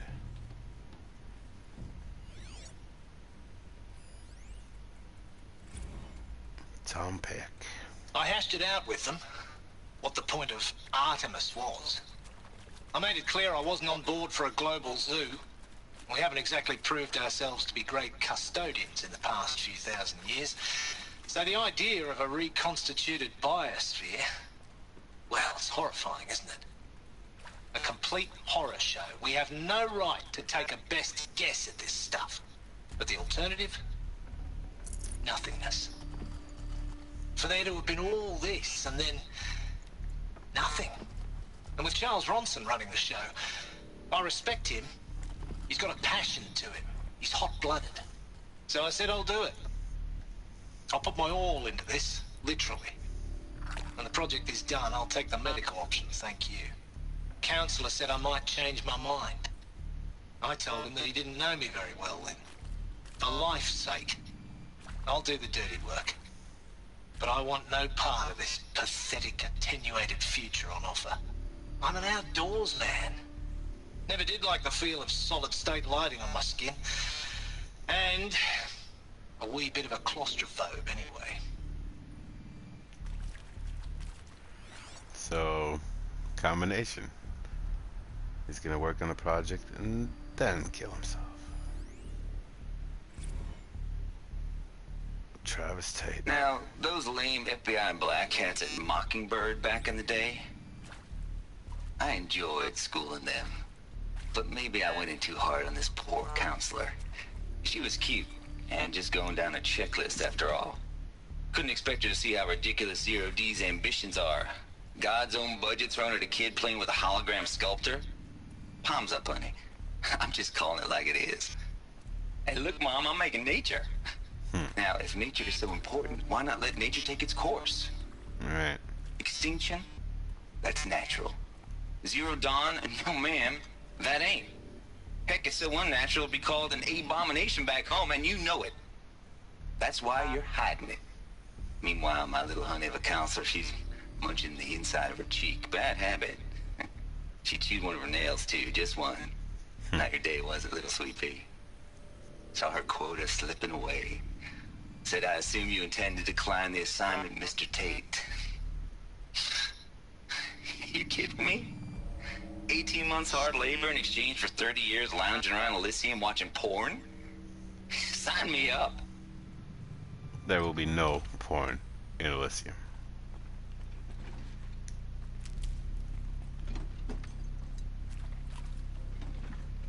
Project Zero porn.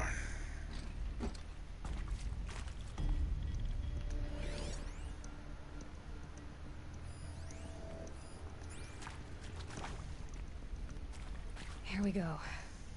Another one of these. Another one? Need to find the right configuration. Yeah.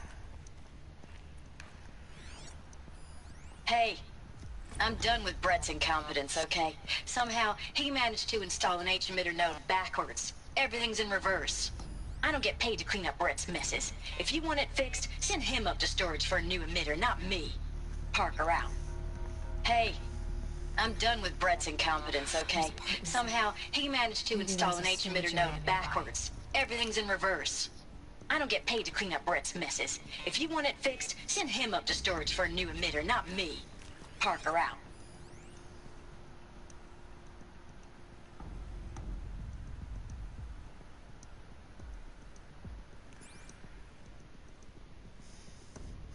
Up, left, down, right, up. But it's upside down, right? Okay, so down, left, up, right, down. Down, left, up, right, down. For this one.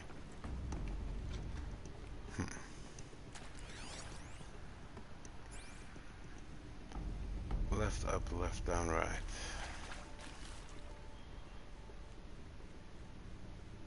Left, up, left, down, right.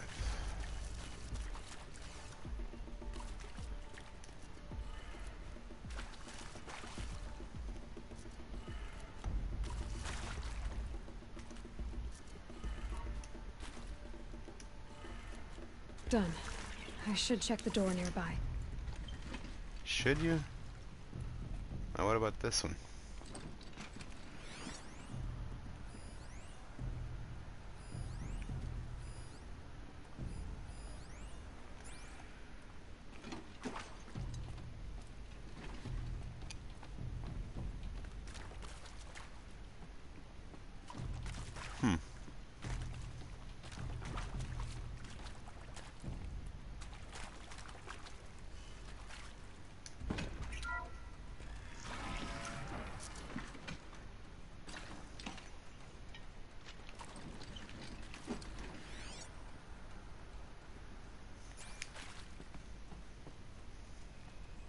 Oh, I can't can't take the gun.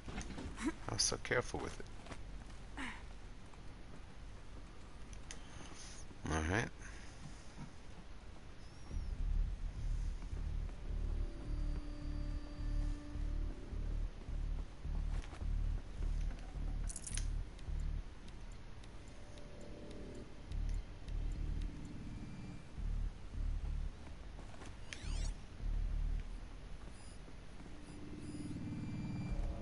So why is the upside down one not a thing?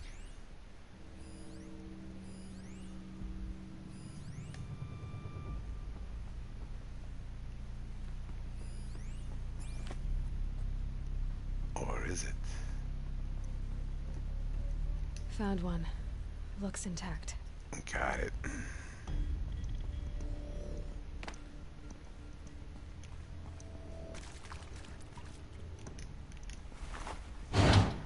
That should do the trick. Now let's get that door open. So, down, left, up, right, down.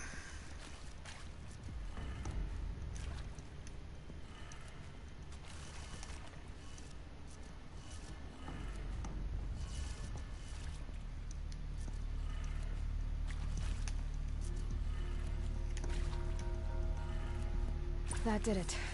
Door should have power. Now to see what lies beyond it. Well, maybe I should grab the gun again.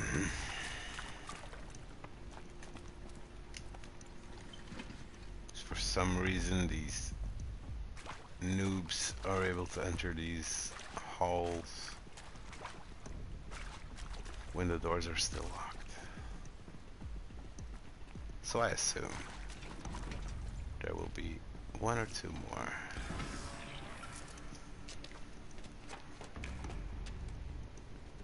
Eclipse. They're here. Avoid contact. Lines look good. Gaia. It's up there. Second floor. Can you reach it? So much for avoiding contact.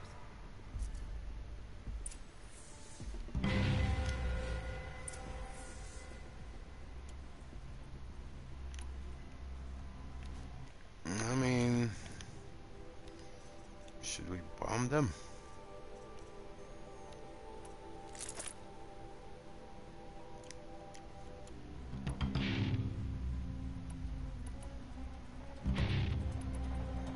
Although trip casting is pretty cool.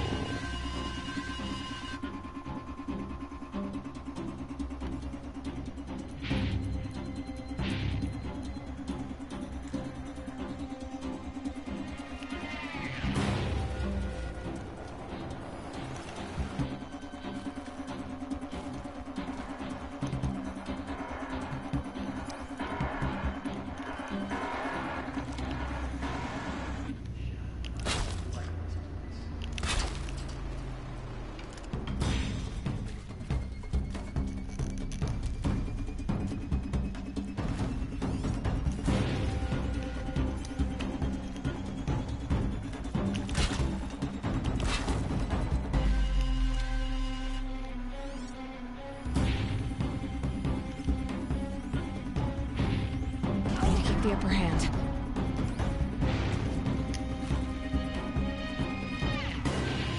This shadow will reach you wherever you go.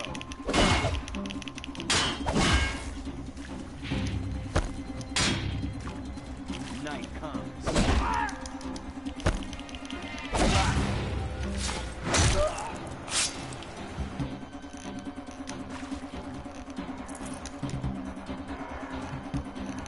You'll do. Nearly had you.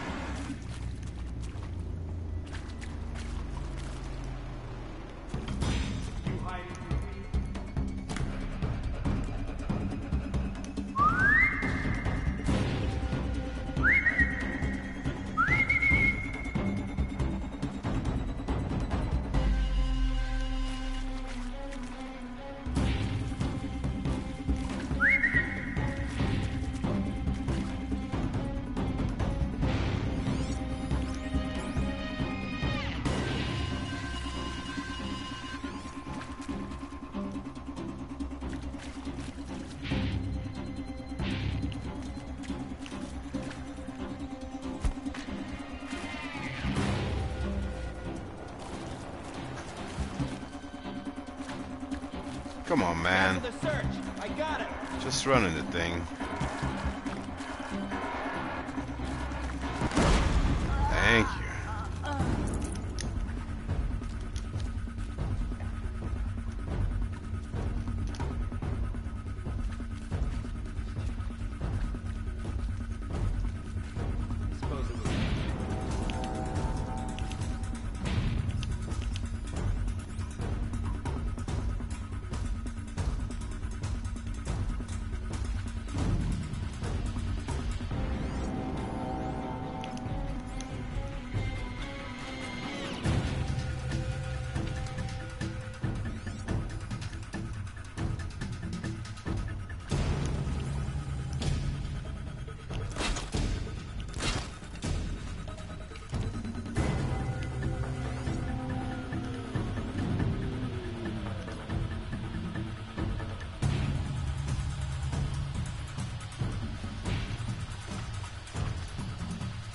Heard something.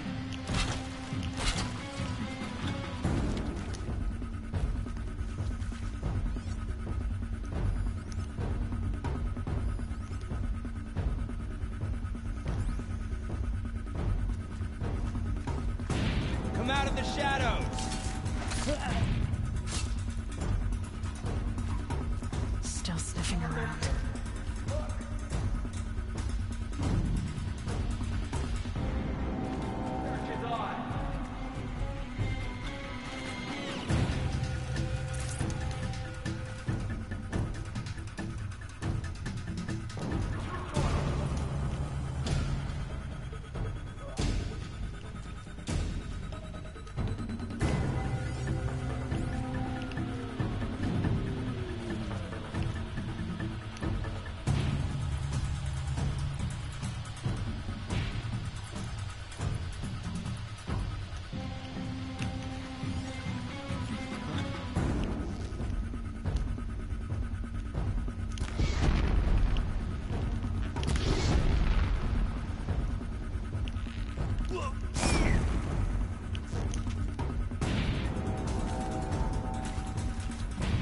Where is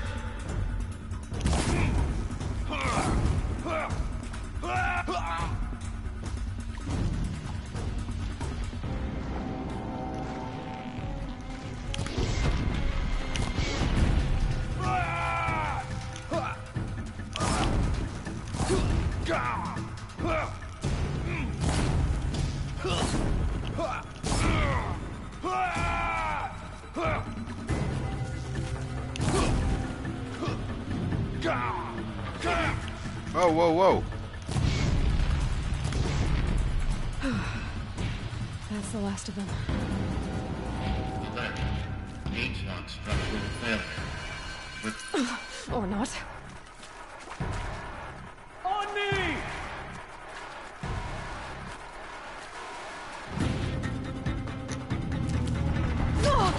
Oh, whoa, whoa, whoa, whoa.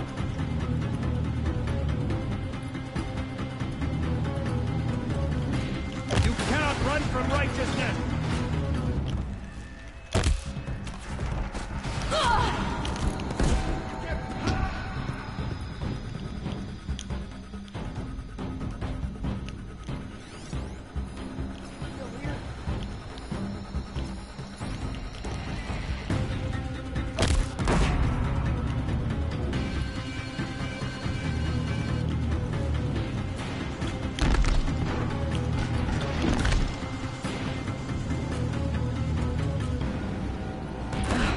Room's clear. For a moment, anyway. Then get moving. You have to find Gaia.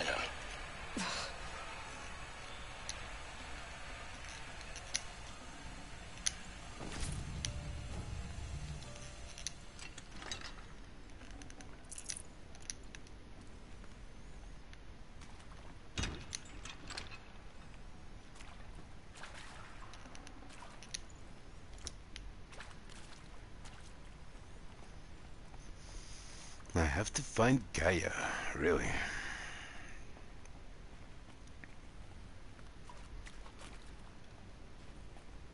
You know I like my time to look around. Structural failure prevents access.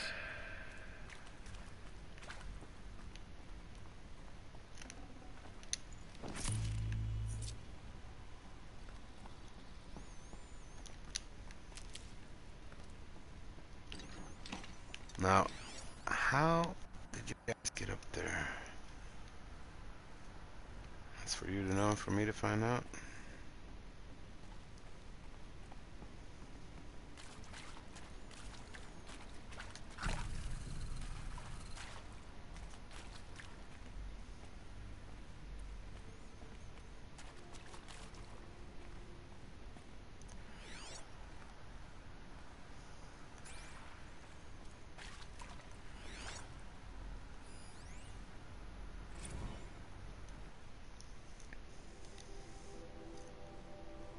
From Margot Shen to Elizabeth Sobek. Simulation results. Wow, you weren't kidding about Gaia's predilection for animal morphologies. Sure, not totally unexpected given the rough natural terrain her bots will have to navigate, but I agree that there's something deeper going on here. Her designs aren't just functional, they feel almost like, well, tributes is the word that comes to mind. as though she's already mourning their loss, and not just for the disappearing fauna of our time, but creatures from the fossil record too. References to megafauna in some of her designs. So cool. Well, whatever Gaia thinks up, Hephaestus will empower her to build it. I just wish we could still be around in a century or two to see what she makes. Margot. And that kind of explains why everything's female, because it's all in reverence to this Gaia, which is of course female. Mater, the mother, matter, hollow projector, huh? Hello, I'm Margot Shen, and this is Hephaestus. As the name might tip you off, this is going to be the subordinate function that Gaia will use to make lots and lots of robots. Her personal forge. Except, it's not that simple. So you probably noticed that only about a third of you are robotics engineers. The rest, experts in machine cognition, virtual heuristics, that stuff. Well, that's because we aren't going to be the ones designing and building robots. The last thing we want is to burden Gaia with a bunch of outmoded 21st century designs. Waste of time. Our purpose is to empower Gaia to build the robots, and not just build, imagine, from scratch. Any robot she needs for any conceivable purpose, designed and fabricated at a snap of a finger. Hers. Her finger. So, Hephaestus isn't really the forge. It's more like the knowledge of craft and ingenuity of a mastersmith to wield the hammer. Encoded as software. Virtual creativity made real. Gaia's already learning. In simulation, she's doing some very creative things with fractal assembly and animal morphologies. Her designs aren't about to win the Liam Prize anytime soon, but hey, everyone has to start somewhere. So, yes, time to get started. Let's do this. I don't get it. Which part? It's a little technical in places. If Gaia was designed to save life, why would the robots it makes attack people? Perhaps it loves some forms of life more than others. The derangement. The machines weren't always so angry. True. Mostly they were docile until 10, 15 years ago. For years, Hephaestus has been forcing cauldrons to make aggressive machines. I've seen it myself, in the cauldrons. Stalkers, Ravagers, the Thunderjaw. How could it do that? And why? Why indeed?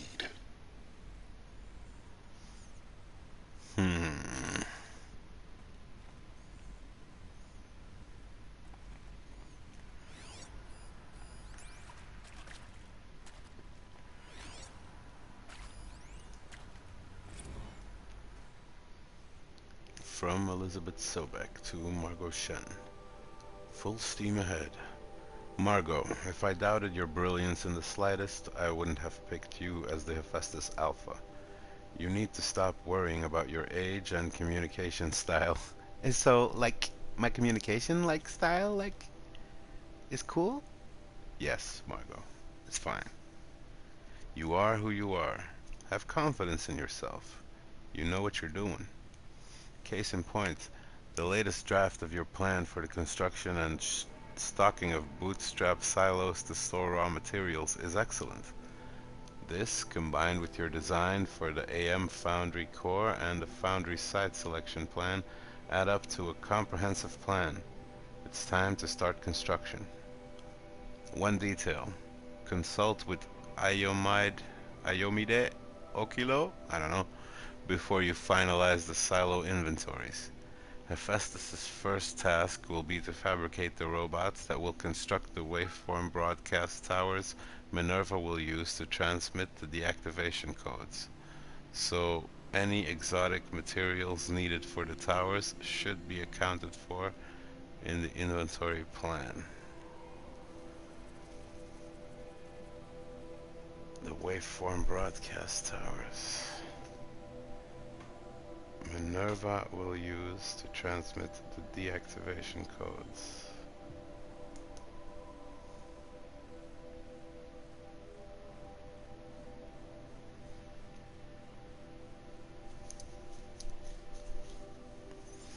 exotic materials needed for the tower should be accounted for in the inventory plan.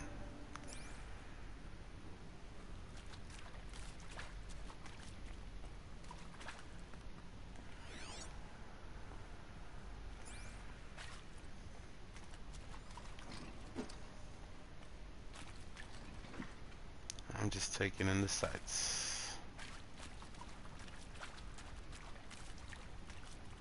And again, it would seem like I missed 2 texts. I've seen these shapes before. In cauldrons. But of course, the birthing places of Gaia's machines. These shapes. I mean, triangles.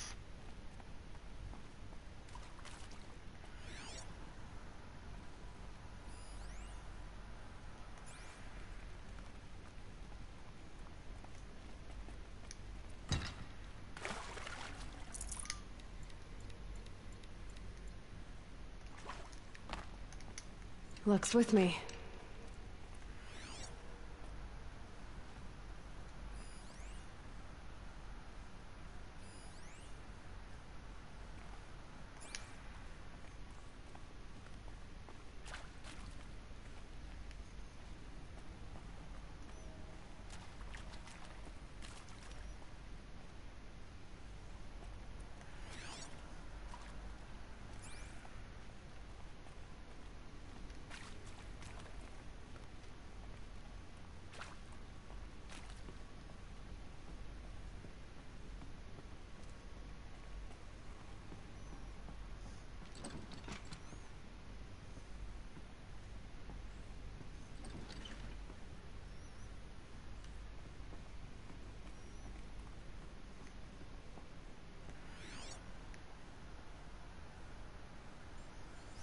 Teasing another room.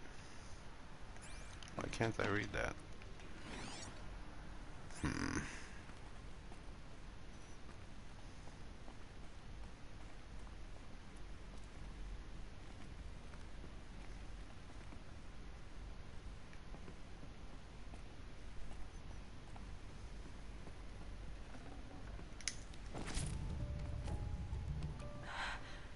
I think this is it. Elizabeth Sobek's office. But it's sealed off. There's got to be a way inside. Keep looking.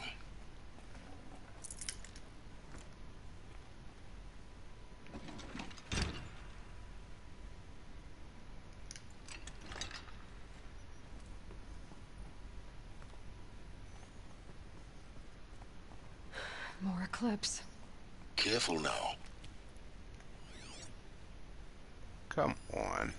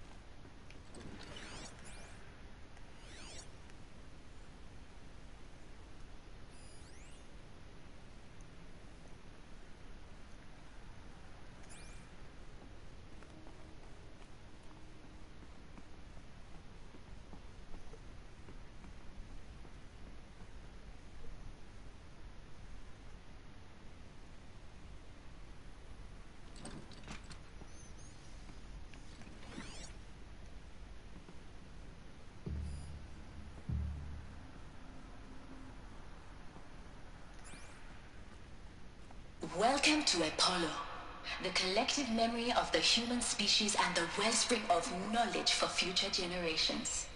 I am Samina Ebaji. Until recently, I was director of the International Collective Memory Institute in New Tehran. As a heritage professional, I devoted my career to the preservation of human knowledge, creative endeavor, and cultural achievement. Apollo is, therefore, the ultimate embodiment of a lifelong passion, albeit under the very worst circumstances imaginable. The challenges before us are immense. Specifically, we will have to design and implement 4 major initiatives simultaneously. First, the construction of data repositories in cradle facilities around the world ensuring redundancy. Second, the collection and processing of a projected 180 million discrete data entries. 42 zettabytes of data in Mandarin, English, Spanish, and Arabic. Third, the transferal and encoding of all that data onto DNA encapsulated in synthetic fossils. The only medium capacious and durable enough to safeguard it without degradation for the centuries to come. And last, but not least, the development of the holographic interface and gamified curricula, by which future humans will commune with Apollo, progressively unlocking heuristic learning modules, leveling up their knowledge and skills they will need to take control of the terraforming system. That is the future towards which all of our efforts will be directed. Not just the preservation of the past, but the seed for the flourishing of a new tree of knowledge. Welcome, and let us begin.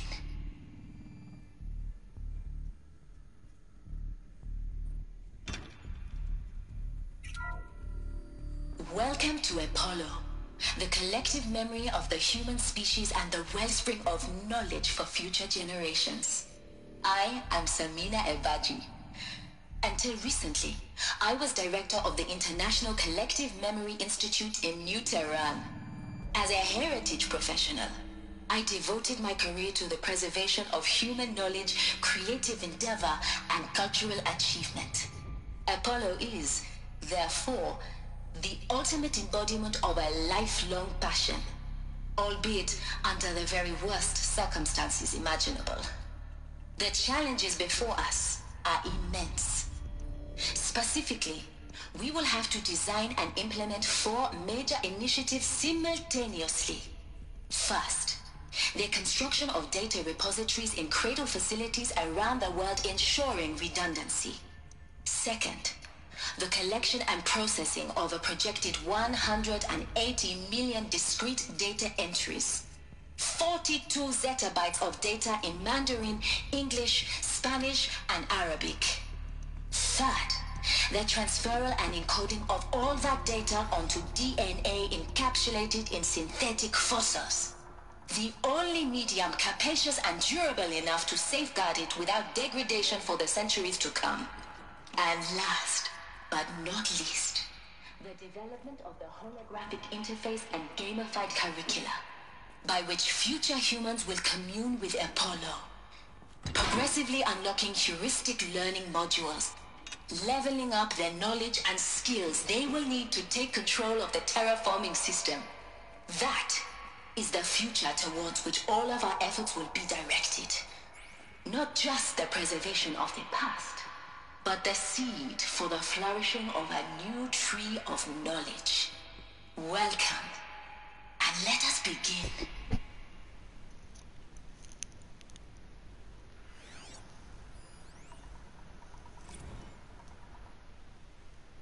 I was gonna ask about encapsulated DNA. And the winner is encapsulated DNA. Over the past 10 days, I performed an exhaustive review of data storage solutions. Magnetic, optical, quantum, even that eternity tech that FAS was shilling a year or so ago. But every other solution has one or more fatal shortcomings. Too heavy to transport, too massive to install in the allotted space, too power intensive over the centuries, too prone to failure past 300 or 400 years, etc. Encapsulated DNA will easily hold the 40 plus zettabytes we're projecting for Apollo. There are still many details to finalize, of course. To start with, we need to select the inert material in which we'll embed the molecules, already testing 16 candidate materials. as well as design and fabricate the power systems and sealed reliquaries?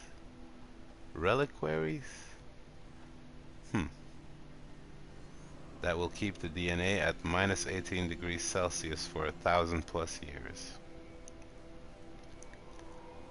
So long as I assure you that it didn't factor into my decision, may I confess that I deem it entirely fitting, indeed propitious, that we will be using the very building blocks of life to preserve human knowledge from mechanized extinction. It's not just ironic, but heroic.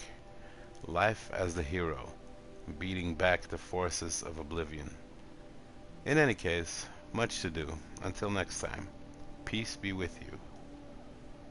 Samina. Peace be upon you.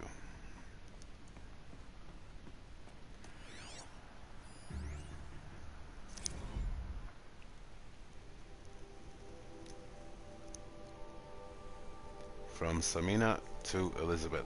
Subject Apollo update.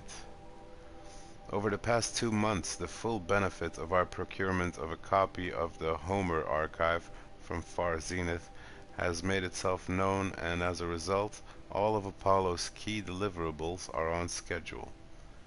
Apollo has already surpassed 40 million discrete data entries and continues to grow. The physical science modules are effectively complete, with soft science modules close behind. World history, cultural data, and media archives are also on schedule. Language preservation is wrapping up, a bit ahead of schedule due to falling short of our goal to preserve 4,500 languages. I suppose the tragic early loss of Papua New Guinea doomed that goal from the outset, with attendant curricula development about to begin. Speaking of the heuristic curricula, they are performing well in testing, with children and adolescents demonstrating high levels of engagement and trust in the Aristotle and Aspasia personae. Personally, I find them highly engaging, especially when they debate. I wish half my professors had been so entertaining. Peace be with you. Children and adolescents demonstrating high levels of engagement with and trust in the Aristotle and Aspasia personae. So they created avatars to impart this immense amount of human knowledge in a gamified form to future generations. Alright, it's time to shoot some bad guys.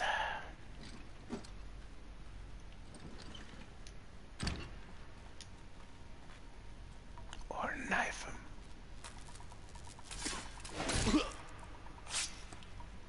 Let's just find her so we can get out of this wretched place.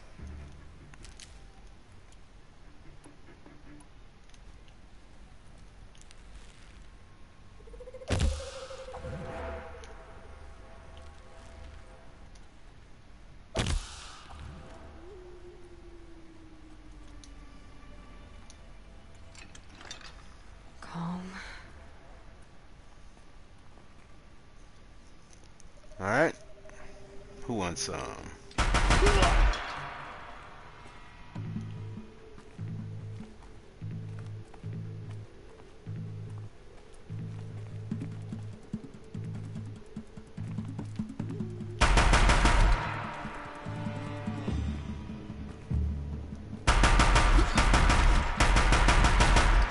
I call this the funnel of death.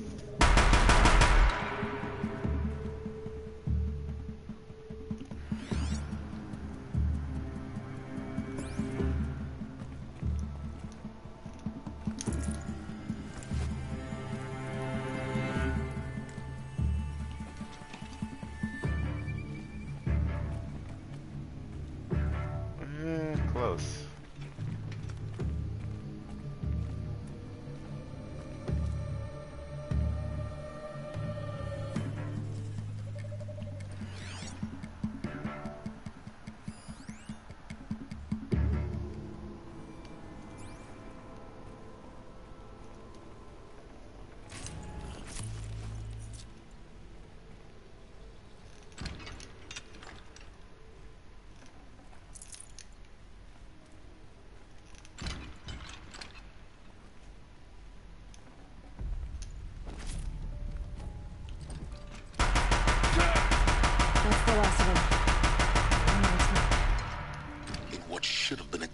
wonders. Look around.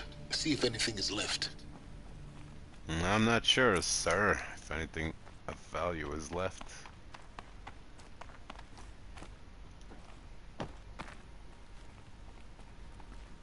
Seems like mostly dead people.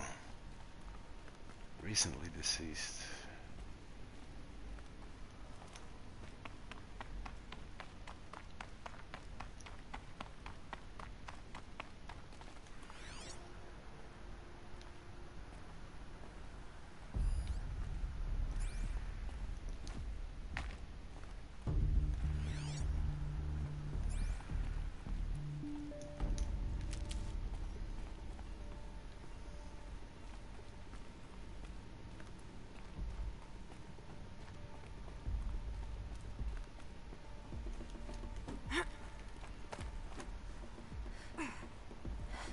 And then there's this asshole.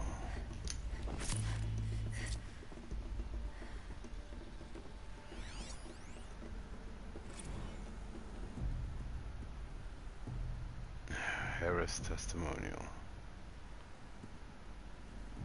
Stacks closed, unable to archive. No corruption detected, eh?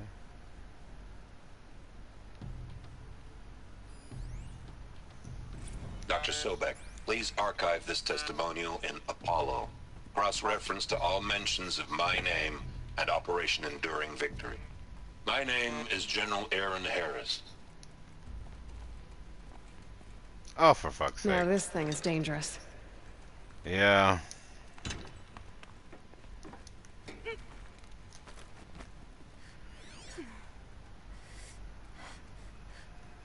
Where is it?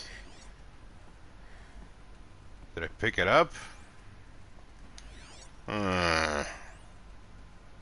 Dr. Sobek, please archive this testimonial in Apollo. Cross-reference to all mentions of my name and Operation Enduring Victory. My name is General Aaron Harris. From 2060 to 2066, I served as the chairman of the Joint Chiefs of Staff, the highest-ranked officer of the United States Armed Forces.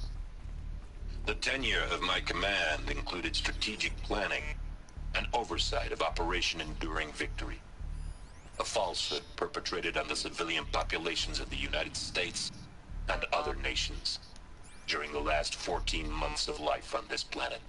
Before the Pharaoh Plague, I did my job and did it well. I was bold and decisive, crafty in political maneuvers. It wasn't an accident that I rose to my position and became the commander of the largest mechanized force ever assembled. Greatest? How about the fact we exist at all? To abide in ignorance is a curse, Aloy. You of all people should know that.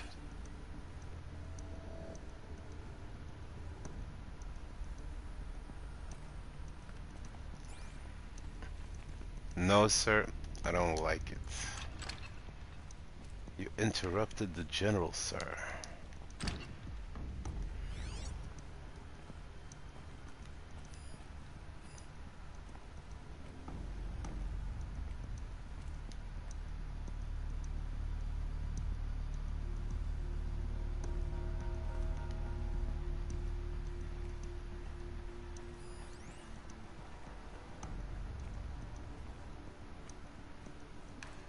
All data lost.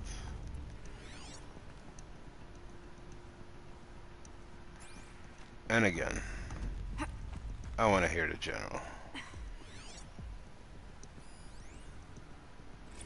Let him talk. Dr. Sobek, please archive this testimonial in Apollo. Cross-reference to all mentions of my name and Operation Enduring Victory. My name is General Aaron Harris. From 2060 to 2066, I served as the chairman of the Joint Chiefs of Staff, the highest-ranked officer of the United States Armed Forces. The tenure of my command included strategic planning and oversight of Operation Enduring Victory, a falsehood perpetrated on the civilian populations of the United States and other nations during the last 14 months of life on this planet. Before the Pharaoh Plague, I did my job and did it well. I was bold and decisive, crafty in political maneuvers. It wasn't an accident that I rose to my position and became the commander of the largest mechanized force ever assembled. But to what end? My only lasting achievement was the extinction of life on Earth. And my one redeeming act, if any, was to delay that extinction by days or weeks, by throwing more death at it. It is my hope that there will be no need for men like me in the world to come. If you are one of the people of that future world listening to this message, please know that I am sorry, and that I wish you well. Sincerely, Aaron Harris.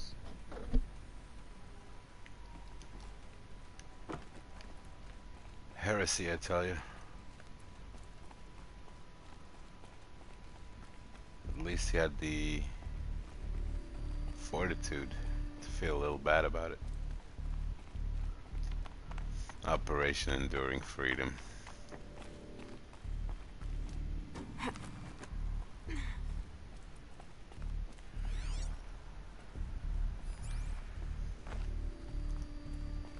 Should give me the upper hand. Yeah, I'm just gonna keep walking with this big gun.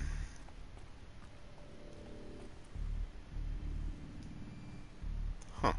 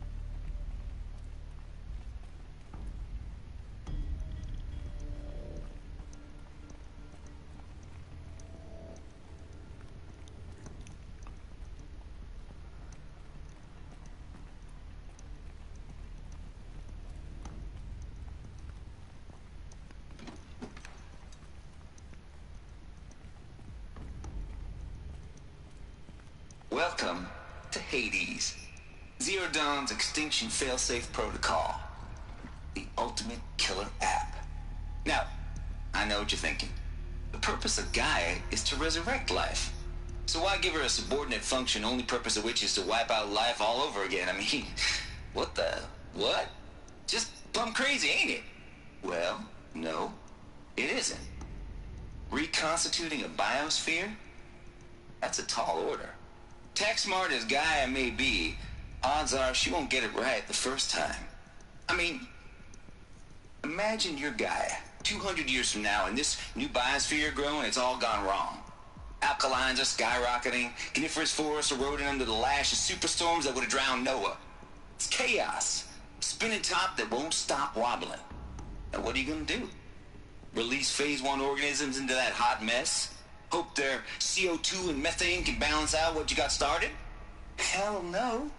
What you're gonna do, Gaia, is step aside while Hades takes over and does what you're just too darn nurturing and life-loving to do, which is burn that misbegotten mess of a biosphere to the ground so Gaia can start over.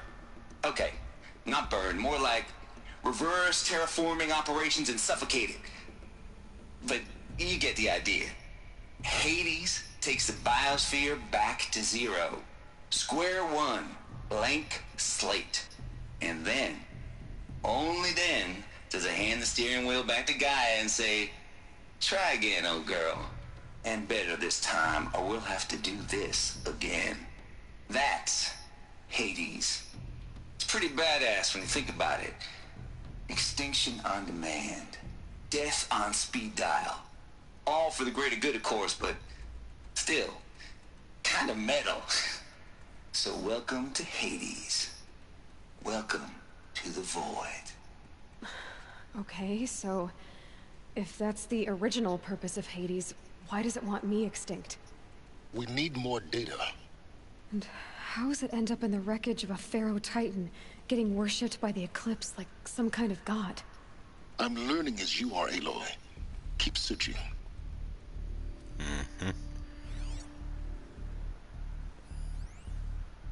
We're all learning here.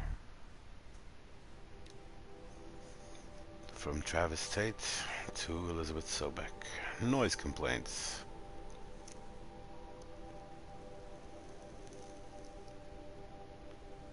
Color me confounded, Lizzie. Bashcore? Anyone who says the old TT codes to Bashcore is straight up lying. And you know it. Old Trav don't have no truck with commercialized razzle-dazzle, nuh-uh.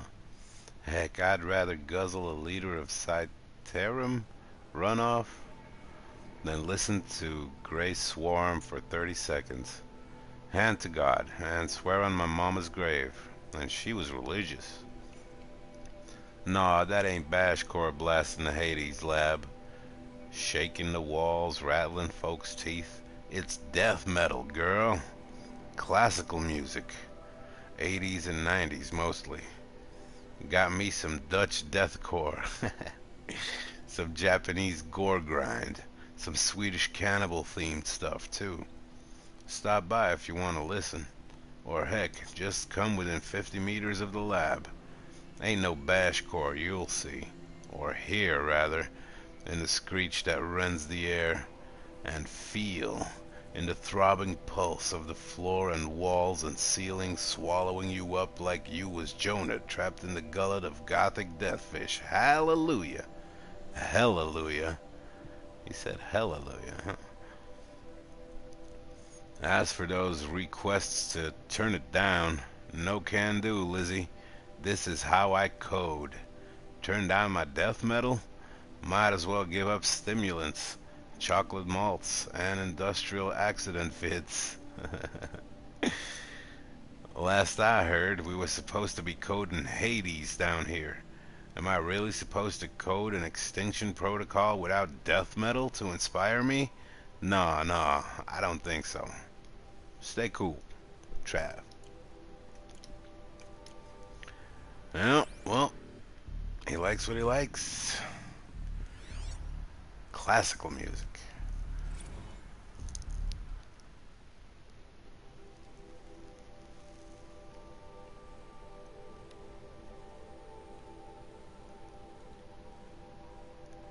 Tate here.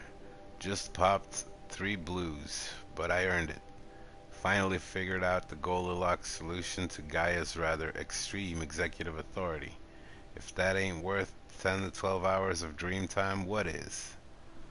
Before this, every usurpation protocol I designed failed in simulation because it was either too hard or too soft. Too hard, and it degraded the Gaia core. Sure, it pried her figurative fingers off the figurative driving wheel so Hades could take control, but by breaking her fingers, sometimes her arms too. So that couldn't fly. Everything depends on Gaia taking control back after Hades has done its business, so we had to find a solution that didn't leave Gaia any worse for wear. Too soft, and Gaia only pretended to relinquish control. In simulation after simulation, Hades would take command of the terraforming system and reverse operations, only to have Gaia lurk in the background, quietly reversing processes and falsifying telemetry to hide its interference. Sneaky. I swear, ain't nothing Gaia wouldn't do to keep life going, even when it's just simulated plant life. Turns out the just right solution is to isolate Gaia in a protective code shell, preserving its integrity, then unseat it from command position so Hades can slip into the figurative captain's chair and work its magic. Those blues are coming on strong now, so I'm not really describing it so clear, but pretty sure it'll work. Yeah, those blues are plenty strongs. Guess it's time to sleep in bed. I'll back to it tomorrow. Alligators.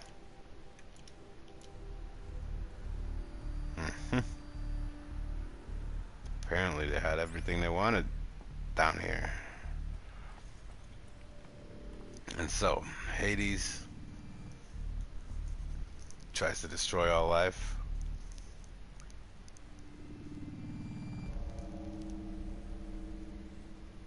But Gaia wouldn't relinquish control, really. That probably explains why Aloy's around.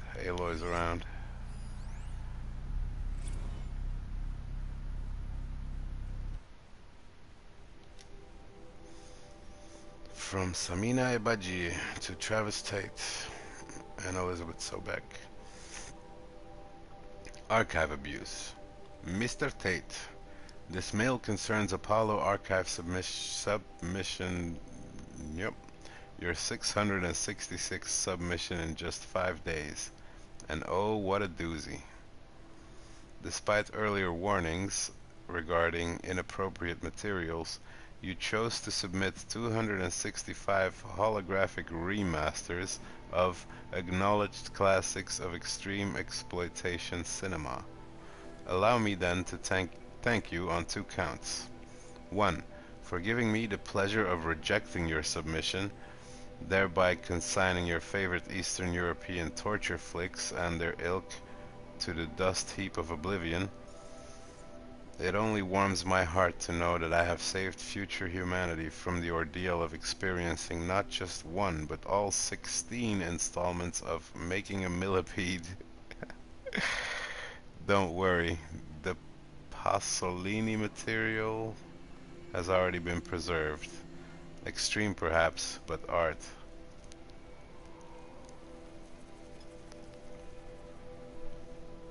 Might that be a reference to such films as Serbian film? Don't look that up.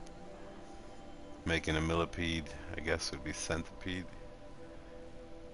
And Pasolini materials has already been preserved. Extreme perhaps, but art. What's that Italian disgusting 100 Days of Sodom or something like that? That's pretty sick. I'm not sure who made it, but Pasolini, I don't know, sounds pretty Italian. So 2, let me thank you for clarifying a concept that has so long been ambiguous and ethically fraught for archivists such as myself: the definition of obscenity. You have freed me from the subjective quagmire embodied in Judge Potter's famous utterance, "I know it when I see it." Thanks to you, I can now apply a single objective criterion. If Travis Tate submitted it, it's obscene. Accordingly, I have directed Apollo staff to summarily reject all of your future submissions sight unseen. Perhaps you might invest the time you would have spent preparing further submissions on, oh, I don't know, your assigned work? We have a world to save after all. Or the rest of us do, anyway. Dr. Samina Ebaji.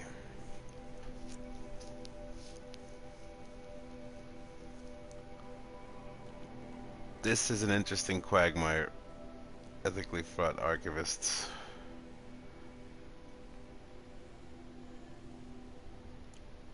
I mean, do you not have a moral and ethical duty to preserve even those types of quote-unquote art? I mean, you can put them in a special subcategory of, you know, bad things, quote-unquote. Looks like the only way onwards.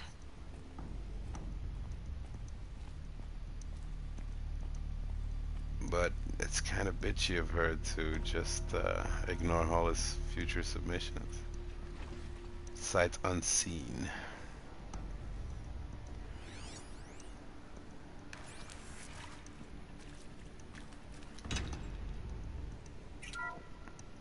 Welcome to Eleuthia, the crown and king of Gaia's subordinate functions. For it is by Eleuthia that the human race will continue to exist. I am Patrick Brochard-Klein, the Alpha in charge of this program. Now let one thing be perfectly clear from the outset. Eleuthia is not a genetic engineering project.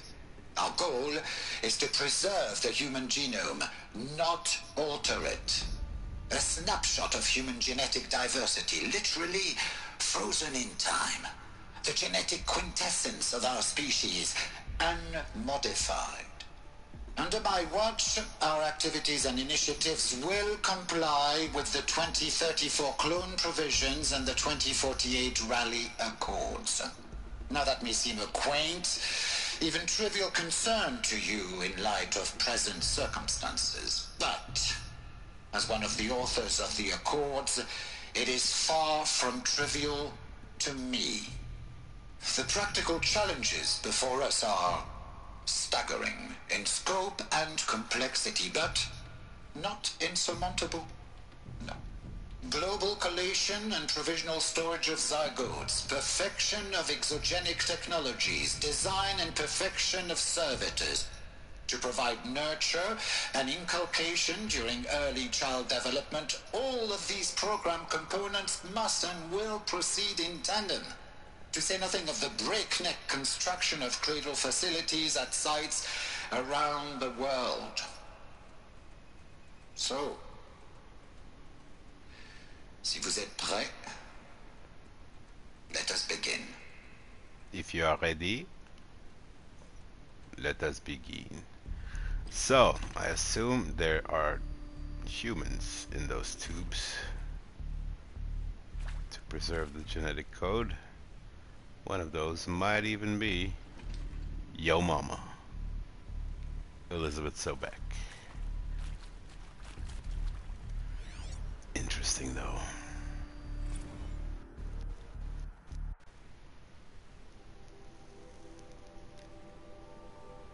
From Patrick Brochard-Klein to Elizabeth Sobek.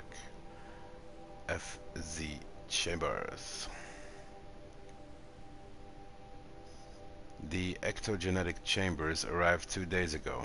I have spent the last 36 hours examining them and poring over technical documentation. They're a revelation, astonishing. I don't know what you had to give Far Zenith in trade to get these chambers, but it was worth it. In a single leap, their embryologists have vaulted past 50 years of technological shortcomings. The risks of ECMO resolved. Nutrition delivery resolved. Hormonal stability resolved. 12 other risk areas resolved. Before I examined these chambers, I considered the Odyssey to be a fool's errand. But if the rest of FC's technology is at this level, well, a human colony around Sirius doesn't seem so impossible after all. I was gonna say that earlier. In light of all this work and the space travel that they had been doing before, it's highly likely that a portion of humanity has evacuated Earth before that calamity hit and might be living on, let's say, the Moon or Mars colonies, or perhaps even a space station of some sort, depending if it can, yeah, keep them alive for 1,000 years. Mass fabrication of the chambers will present a number of challenges, but I'm confident they can be resolved. I'm going to rest for a few hours, then get back to it. Expect the fabrication plan within 48 hours.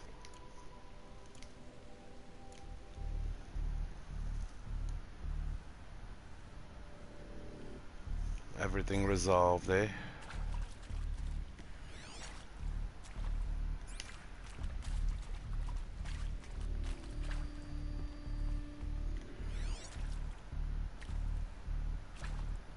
So underneath all this calcification, these things are still running.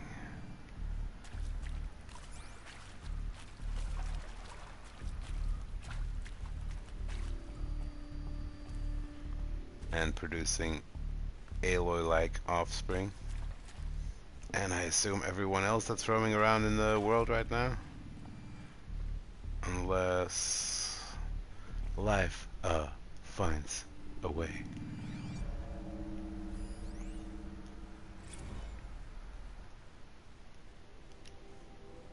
From Patrick Brochard-Klein to Elizabeth Sobek.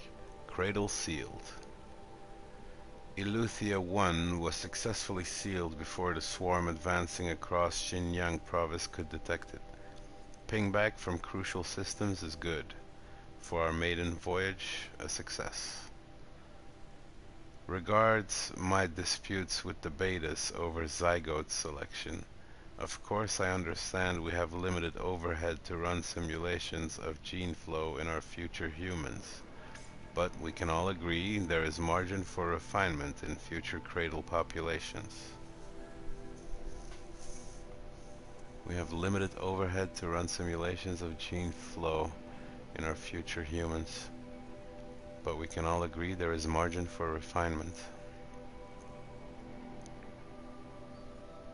Donc, in addition to personally overseeing completion of the Eleuthia 2 site inside Mount Namuli, I will formulate and propose a modified zygote selection plan within the week.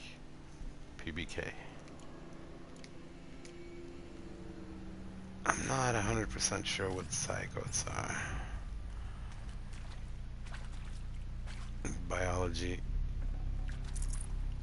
has been a long time ago. Also words. Ah, is this Elizabeth? Are these what I think they are? Artificial wombs. Machines to spawn a new generation of human beings.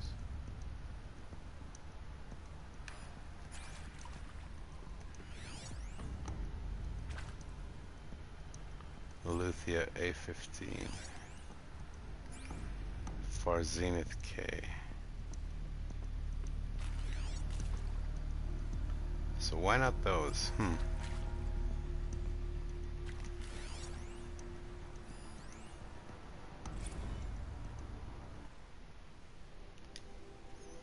From Patrick Brochard-Klein to Elizabeth Sobek. Cradle Servitor Personae. Development of the artificial persona for the Cradle Servitors, Nurturer, Disciplinarian, Healer, continues at a good pace. We are targeting during 0.4? Oh, Turing. We are targeting Turing 0.4 for these constructs. This should allow low-grade empathy and limited improvisation without undermining adherence to codified behavior sets. The stimulus-driven switching of personae, however, is proving to be a greater software challenge than anticipated, especially concerning our entrenched feedback loops between the disciplinarian and healer personae. I have also attached the reports from an incident where a servitor running the mother personae intervened on a disciplinarian servitor's behavior. A parental argument, if you will. Amusing on first glance perhaps, but deeply concerning. I have attached a comprehensive plan for correcting these interactive protocol shortcomings. Ingest. Man. The scope of this work is just immense. There's, even with all the money in the world, there's no way you could pull this off in 18 months. No way.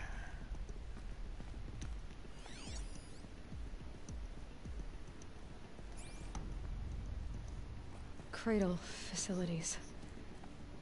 Elizabeth said a new generation of humans would be spawned inside such places. She did. All Mother Mountain. It was one of them? There's only one way to be sure. The hatch wouldn't open. Something about a corrupted Alpha registry. I need to search Elizabeth's office.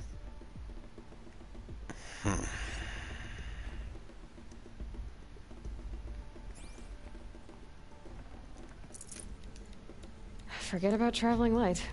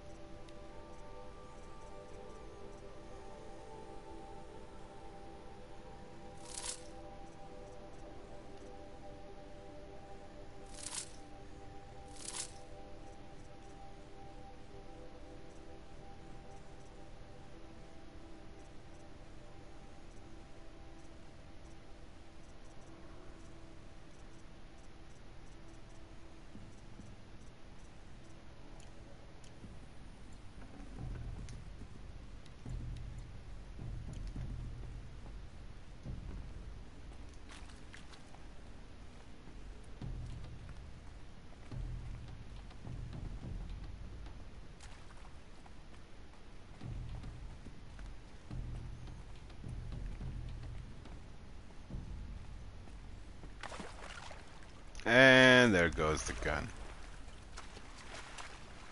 Fantastic.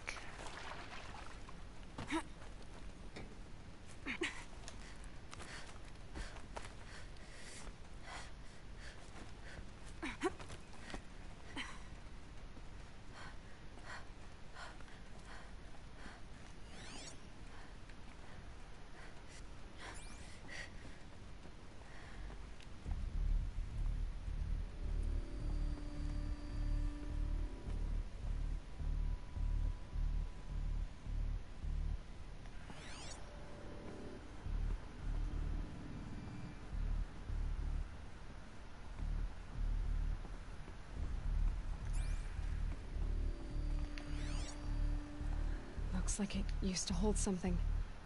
Some component that got removed.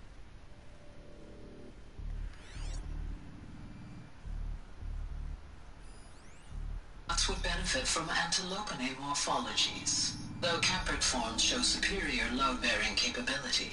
You're a quick study, Gaia. Dr. Sobek, as I have conducted this comparative analysis of mammalian morphologies, I've gathered extensive data on the quaternary extinction event.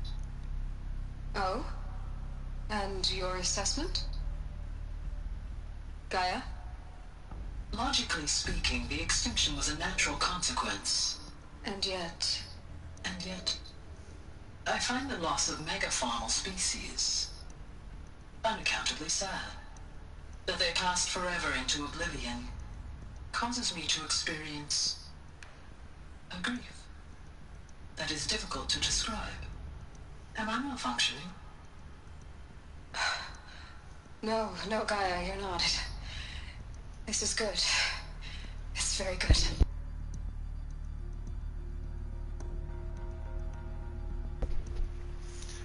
Wow, okay. So the AI felt sad, quote unquote, about everything bigger than a pig disappearing from this earth.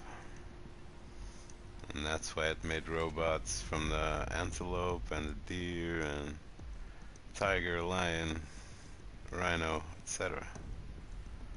Or I guess that influenced its decision. Interesting though. You will undergo a brief period of unconsciousness during relocation to Prime and final instatement. Elizabeth, may I speak outside protocol? When you're back up and running at the new site, we'll bring the subordinate functions online and see where we stand. Elizabeth, I detect distress. Are you all right? I'm fine. I realize that circumstances compel us to launch earlier than we hoped, but all subsystems are operational. The odds stand in our favor. But what if... Gaia, there's nothing left out there. You can't even survive unless you're wearing an environmental suit. There are billions dead, in fear and agony. What if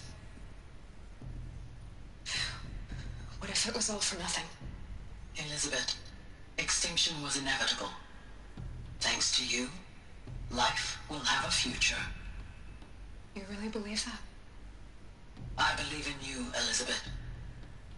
In you, all things. Aw, finish that sentence.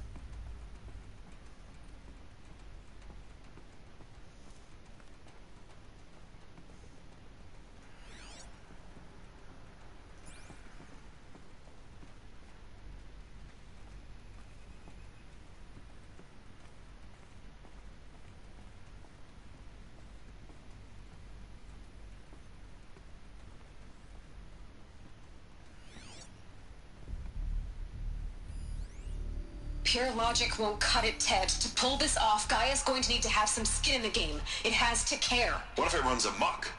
Have we learned nothing from our mistakes? Your mistakes, I think you mean? All I'm saying is, give it a kill switch. She was just born, Ted. I'm not gonna put a gun to her head while she's still in the cradle. You talk like it's a child. What if it becomes a monster? Elizabeth, may I speak outside protocol? Of course, Gaia, go on. I'm sorry to contradict you, but Mr. Farrow's argument is sound. At this point, the development of my psyche is not entirely predictable. To ensure preservation of life, a hardwired override is, I believe, a necessary safeguard. There. Satisfied, Ted? Jeez, Liz, just do what it says.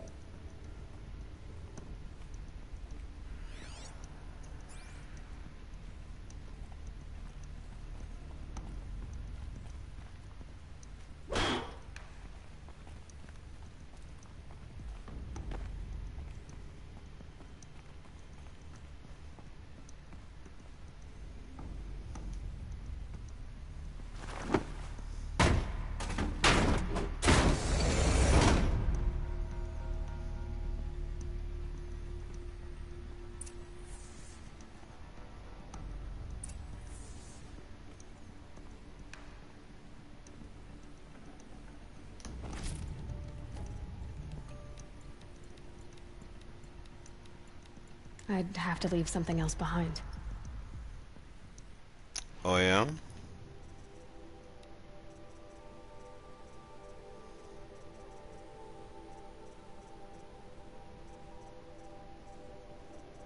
Such as this.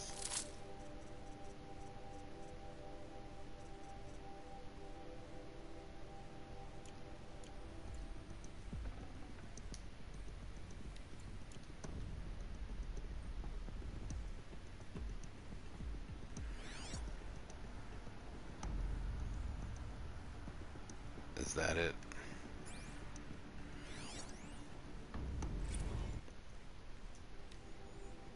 From Elizabeth Sobek to all alphas. Odyssey has failed. Some terrible news, I'm afraid. Far Zenith has informed me that the Odyssey mission has failed. Last night, telemetry indicated a catastrophic antimatter containment failure as the drive spun up to depart the solar system. The ship, its crew, its cargo of zygotes and seeds, its alpha build of Apollo, all were lost. Zero Dawn is now the only hope for the continuation of the human species and earthly life. We must succeed. Elizabeth. Okay, so I guess that covers that. The Odyssey mission has failed. So I guess there are no humans outside of Earth. Probably. Because that would make good sequel material for the next game. It still could. It's not ruled out. It's just less likely. Unless they had their own secret program going that not even Elizabeth was aware of. From Charles Ronson to Elizabeth Sobek. Artemis status. It's coming along, Liz. I'm positive about it. If those words can still mean anything. Had my sleeves rolled up negotiating with frozen zoos for their samples. So many species trapped in ghoulish hologram dioramas, suspended in what-ifs more than 14,000 years that went extinct between 2000 and 2043. We've started mapping out primary succession, selecting the pioneer organisms for a balanced and sustainable biosphere.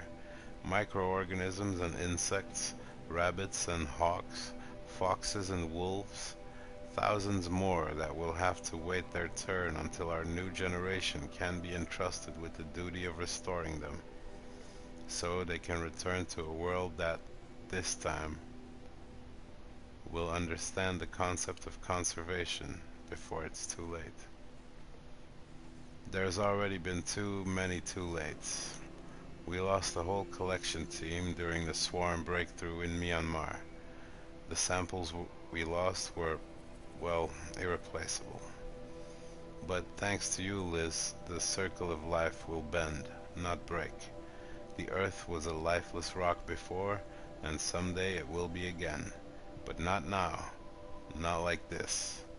Not on our watch. Ronson.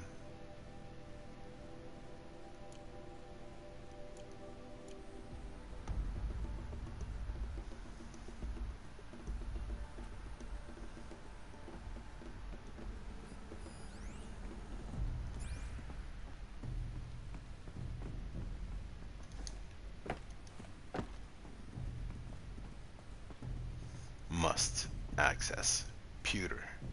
The Alpha Registry master file. Intact? Yeah. No signs of corruption. Then what are you waiting for? Copy the file.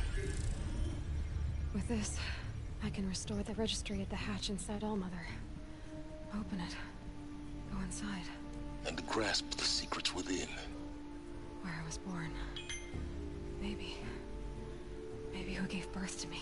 Who? Are you really so naive?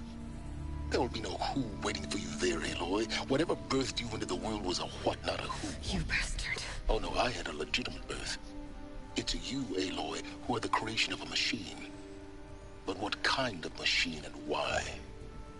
Why were you created?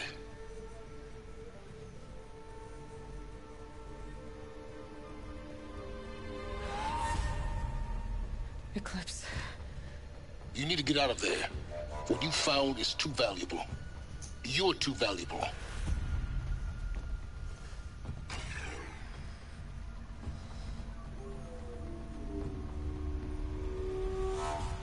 Alpha.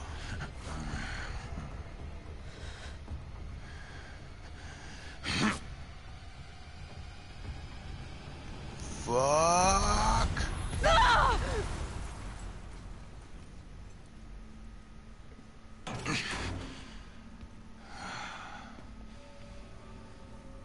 Still alive. Good. I have a more suitable death in mind for you, child.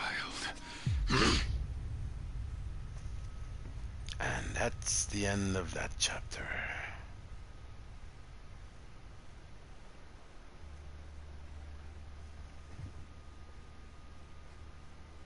My entire life, I've always known one thing with prophetic certainty. That I was destined for glory as a great champion of the sun. Even when Jiran was murdered, even when Meridian fell, I never doubted my destiny. Until you came along. When I heard that you had survived, a doubt took root in my mind. As sure as the sun rises and falls each day, those I am bade to kill die. And yet I failed. How? Why? With each dig site you attacked, each loyal soldier you killed, this pestering doubt grew. I kept thinking of the moment my knife pierced your throat. One twist, a simple tug of the blade, and you would have bled out.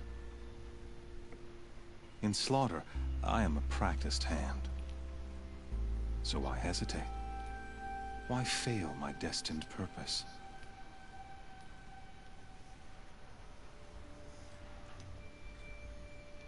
Trying to bore me to death.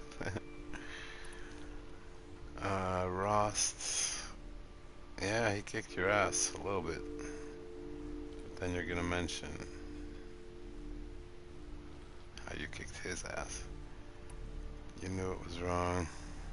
So, is this the brain, heart, brawn choice without the imagery? You knew it was wrong is the heart choice, Rost is the brain choice, and trying to bore me to death is definitely the brawn choice. So, who are you, Aloy? He knew it was wrong. He's gonna debate that. Rost is gonna say he kicked his ass.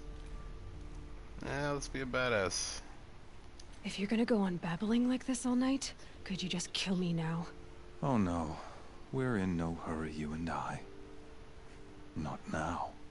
Maybe some physical torture to distract me from your voice?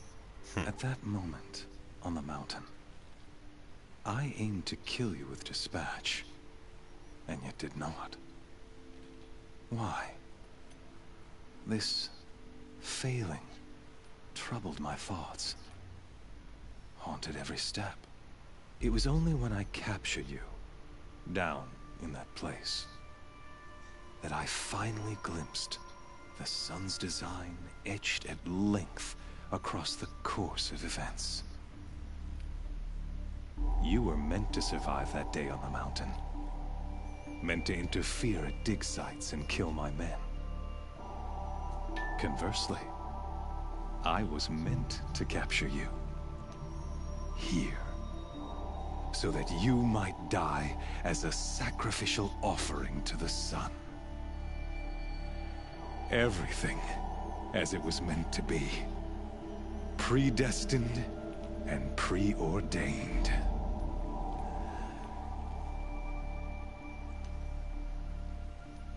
You're a thug. You're a fool. You're a puppet. Well, a little bit of each. Thug is too soft. Puppet is not obvious enough. Fool is correct. You're an idiot. A dangerous idiot, but an idiot. All this talk of destiny and fate. I'm sure Hades speaks the same language, doesn't he? You're being played for a fool. Hades is an ancient machine, not the buried shadow of Carja myth. It doesn't care about Meridian. It wants to kill everything and everyone. And you are its dutiful slave. I serve not the buried shadow, but the sun in shadow. All halves of nature joined to one cause. Shadow to sun, dark to light. Do you really not hear how ridiculous that sounds?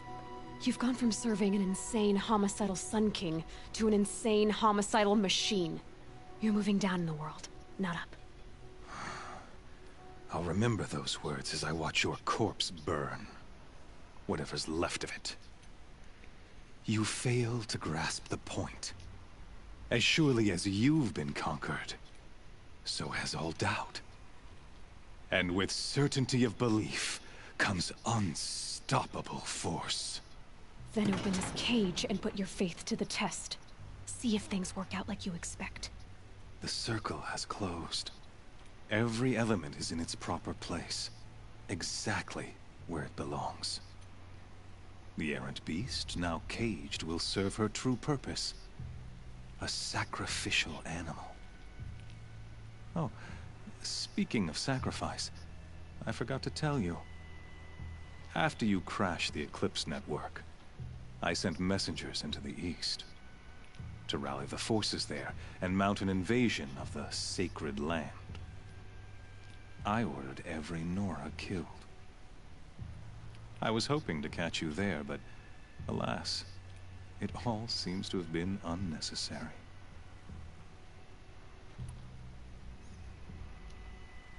They cast me out.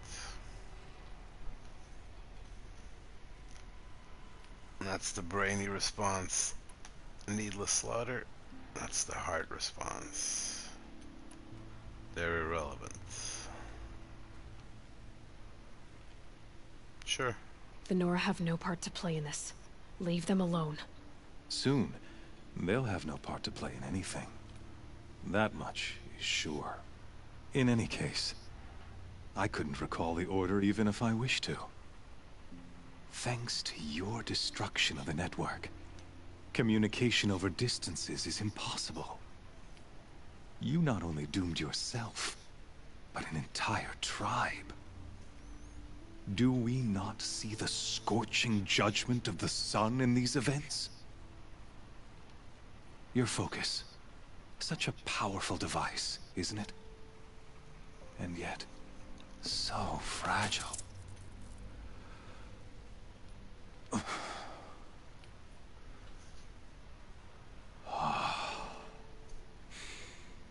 So you see, this time, I did not hesitate. The knife has already been twisted.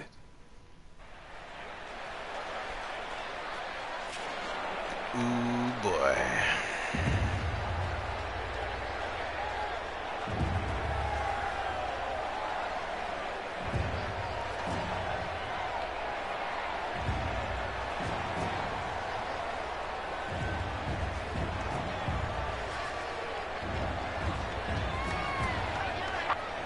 Carja faithful, rejoice!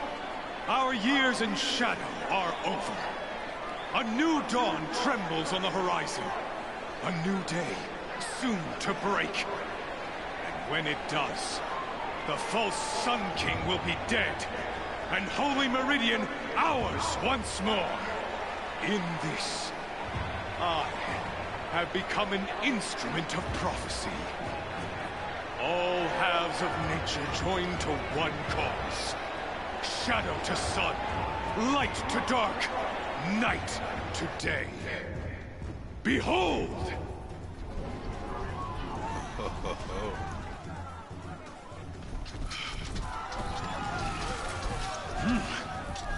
Hold your seats! Can you not see the proof of the sun's blessing before your eyes? How else could shadows such as these prowl in broad light of day? Were they not approved by the sun and joined to our cause? Many years ago, to consecrate this great ring, the Radiant Turan ordered many faithless, crushed beneath the hooves of the behemoth. Mighty is the behemoth in the eye of the sun, but it is mightier still, infused with the power of shadow. Let this one, who schemed and slithered, be the first to die. Let her be the first of thousands!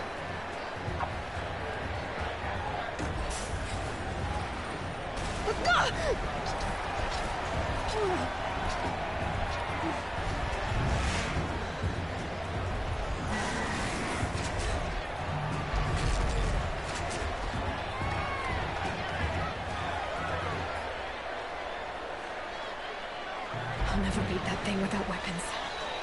My weapons are up on the platform. There's no way out of this ring. Maybe I could use the strength against it. Ah, I see. That pillar's weak. Another hit, and that pillar will come down. Gotta get out of the way.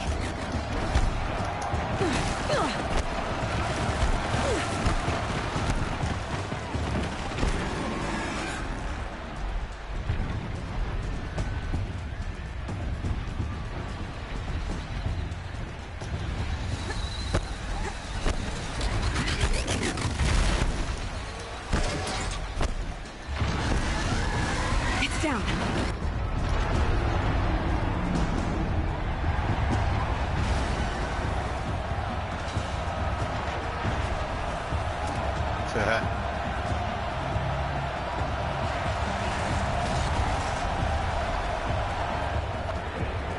Okay.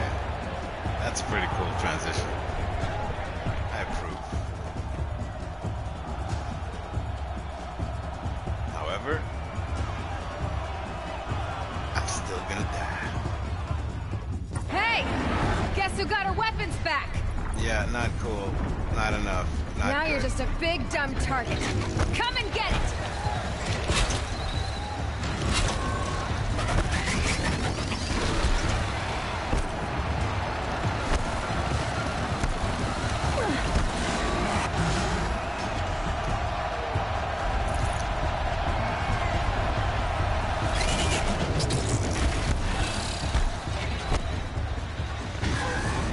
Boy, don't get stuck.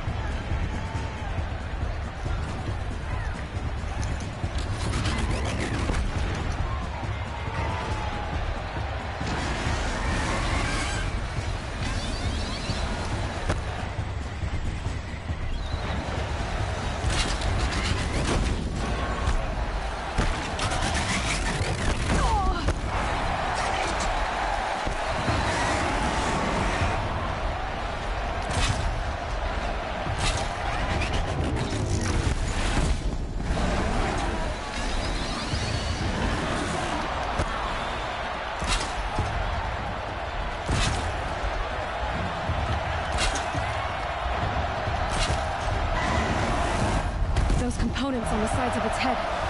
They've got something to do with these lift attacks.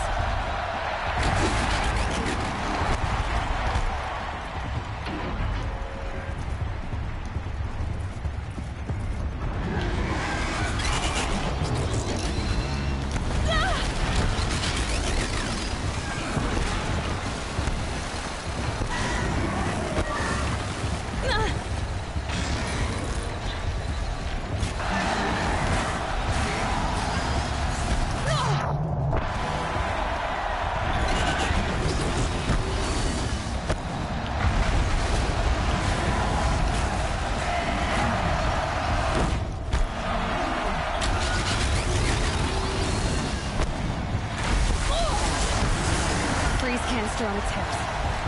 Cryo arrows should set it off. Yeah. A cryo arrow should set it off.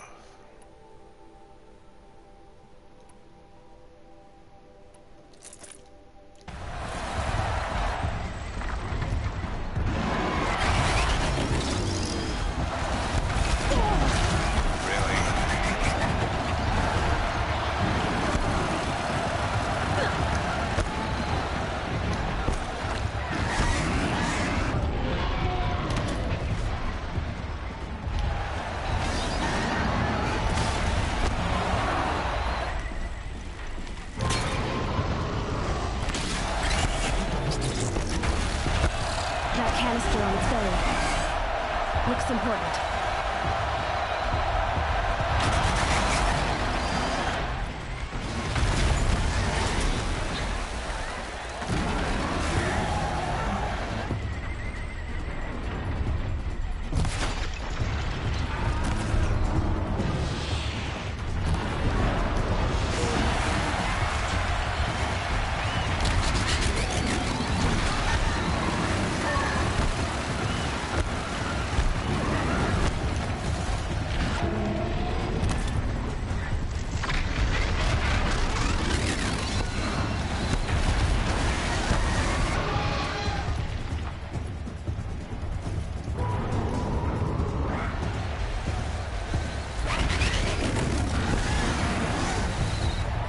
Hippie!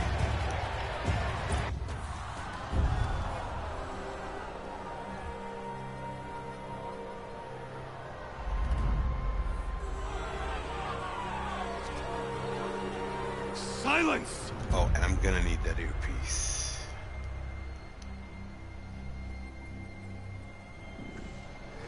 Oof. And some new underpants. Kill her!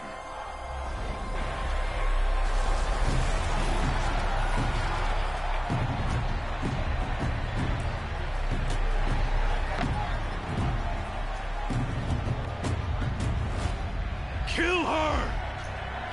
Why leave it to them? Come get me yourself! With pleasure.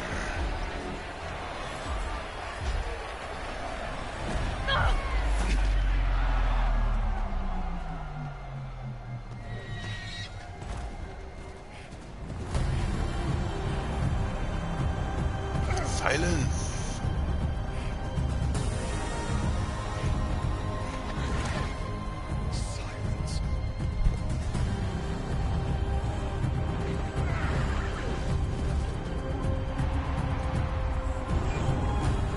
Alright.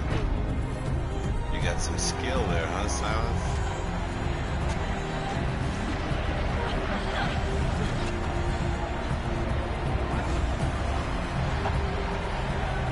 That's dope. Traitor!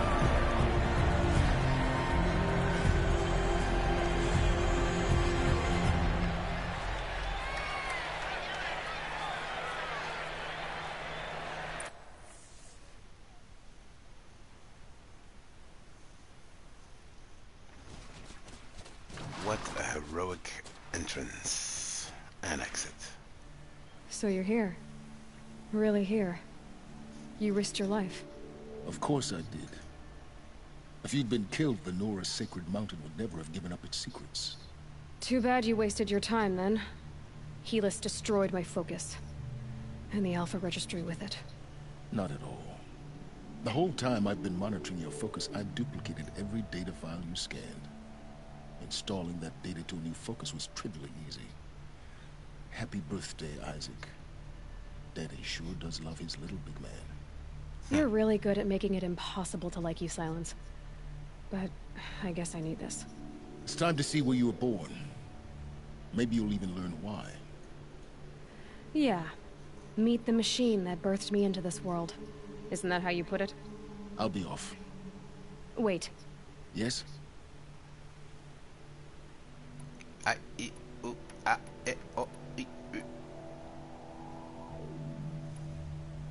Since when can you override machines? Ever since you discovered the technique. I had to destroy a corruptor to obtain the necessary parts, of course. But your example showed me how to do that as well. Yet another benefit of monitoring your activities through your focus. Truth be told, the underlying logic of the technique isn't so different from rites practiced by Banuk shamans. Though, of course, far more advanced. Great. You're welcome, I guess. You did good, kid. You're doing great, kid. Keep it going. How did you find me? How did you track my location when I wasn't wearing a focus? Really, Aloy? It doesn't take a genius to surmise that Helis would throw you into the sun ring at high noon. I wore out 2 striders getting here in time, but I did. Now be on your way. Wait. Helis knew you. He called your name out twice. Helis recognized you back in the Sun Ring. You told me that you'd assisted the Eclipse. Not that you knew the man who killed my... who almost killed me. Aww. So now you know. The man is a serious threat. So let's do all we can to make sure that he and Hades don't succeed. Right. I've got to help the Nora. I'll be on my way. To make matters worse, Helis ordered an Eclipse detachment to attack the Nora Sacred Land. The tribe's already weak. They won't stand a chance. You should come with me. Well, absolutely not. I have preparations to make elsewhere. What kind of... Why do I bother asking? You're not gonna tell me. When the time is right, I'll be in touch. I'll contact you later. In the meantime, should you need to return to Shadow Carja territory, I brought armor to conceal your identity. You think of everything, don't you? One of us has to. Aloy, when you were recovering the Alpha Registry down in the Zero Dawn bunker, I was needlessly cruel. For your sake, I hope there is someone waiting there for you inside the mountain. Not a what, but a who. Yeah! What? Another genetic copy of your original DNA?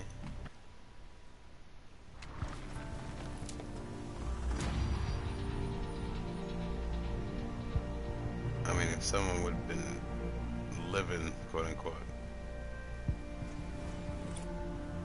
in a mountain for 1,000 years, that would not be good, to say the least.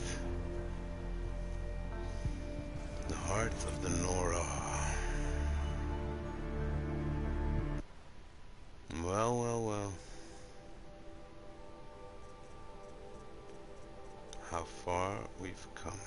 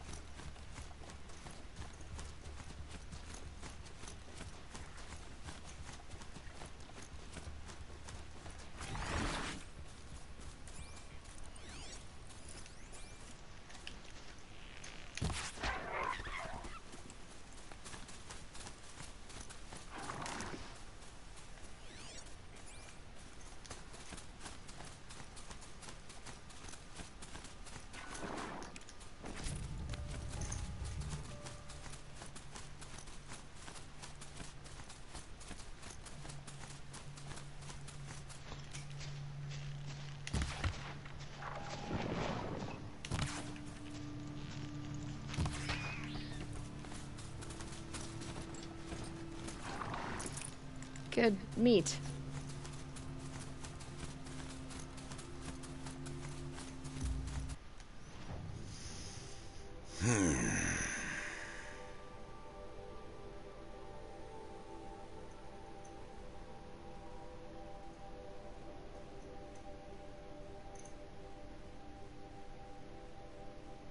Trader's bounty.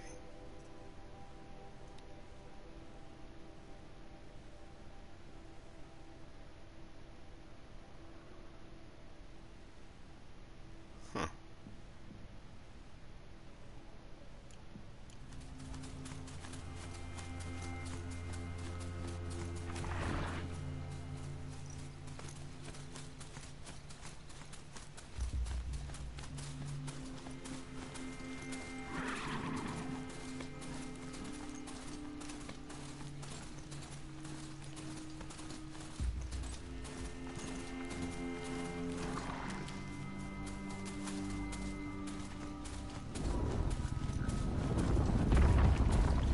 Oh no.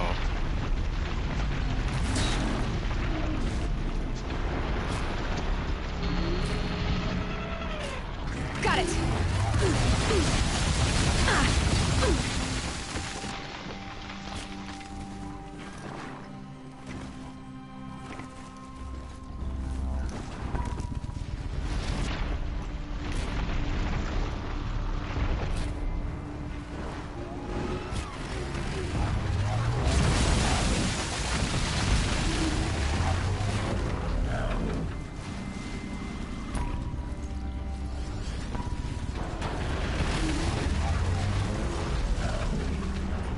I don't want to fight you. I want to go home.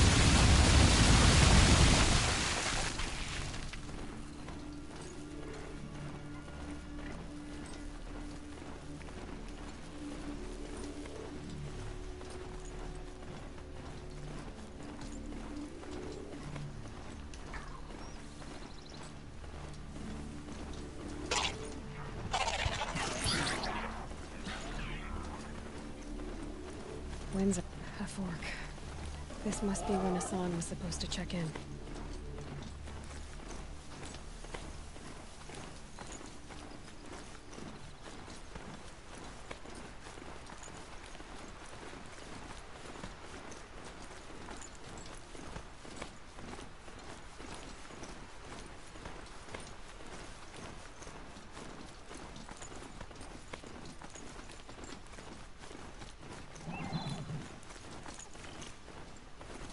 These sudden weather changes are kind of For later.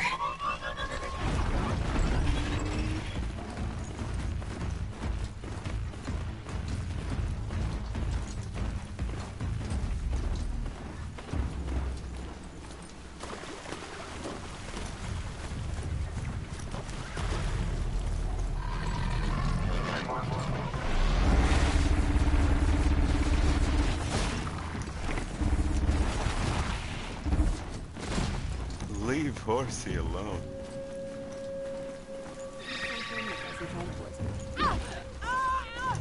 Sorry? Oh. Well, I don't want to fight you either.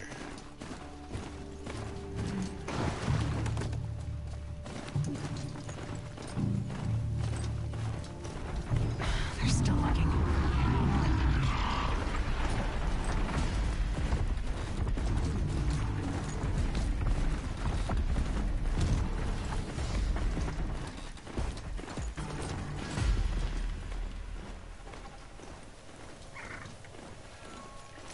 This horse has seen better days.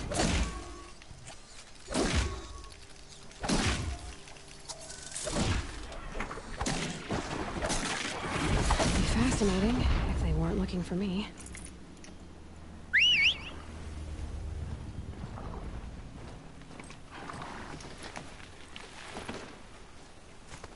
Benjamin Newhorse. How are you, sir?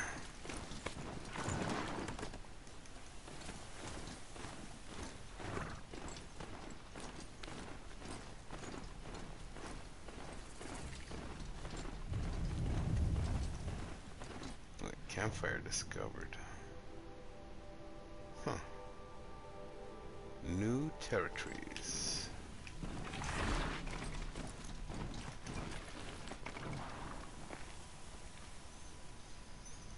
I suppose a hard save is in order.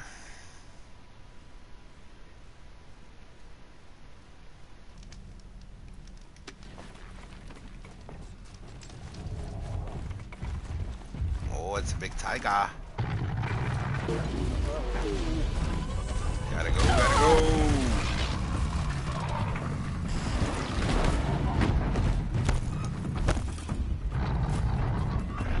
Thanks, horse. Your sacrifice will be remembered.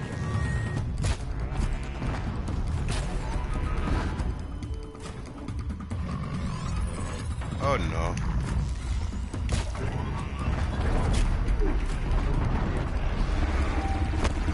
Oh no, no, no, no, no, no. How many are there? We can try it.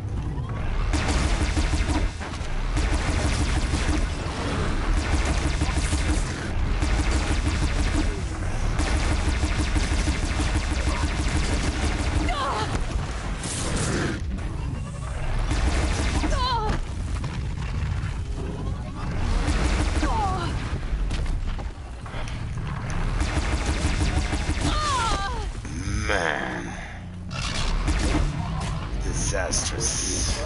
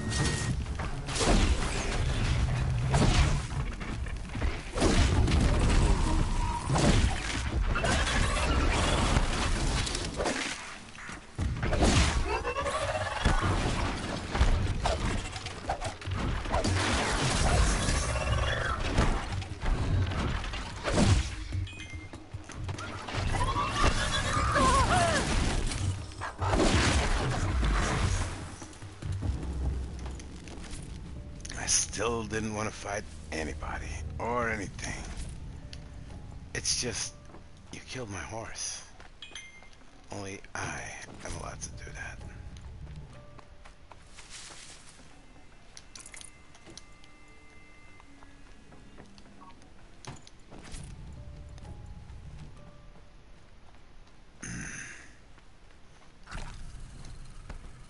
I'll find a use for you. Health low. Why are there random shell walker crits here?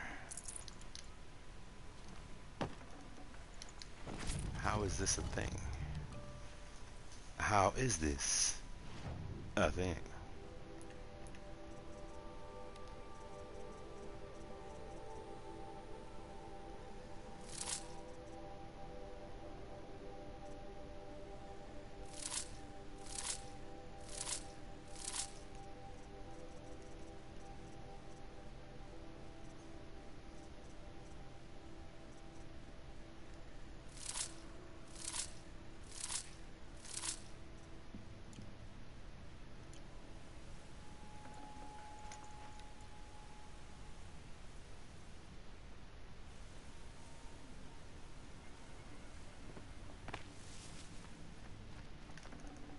Looking good.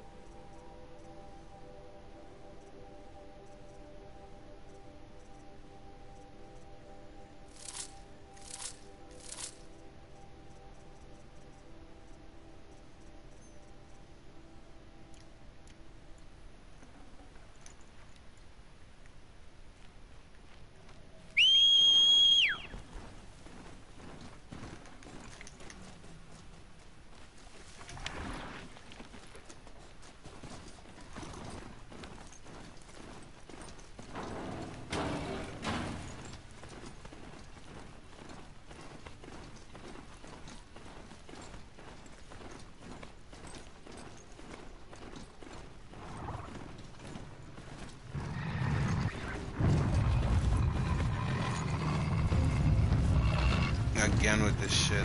No.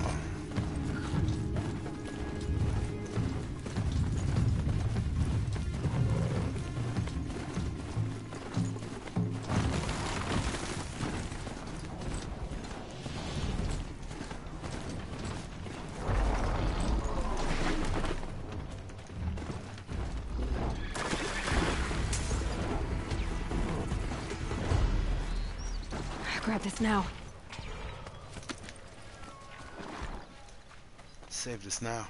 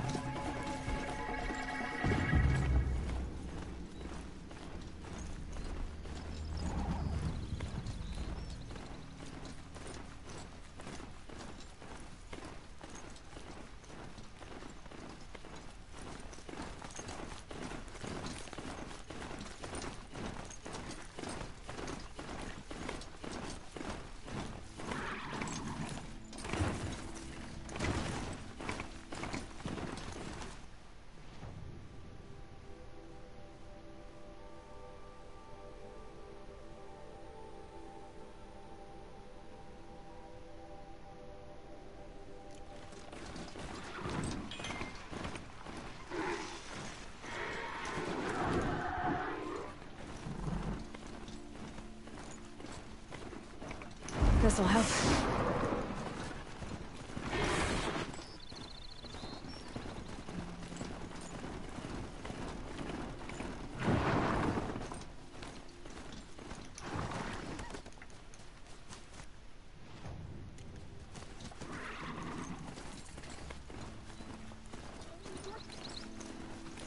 Off I go.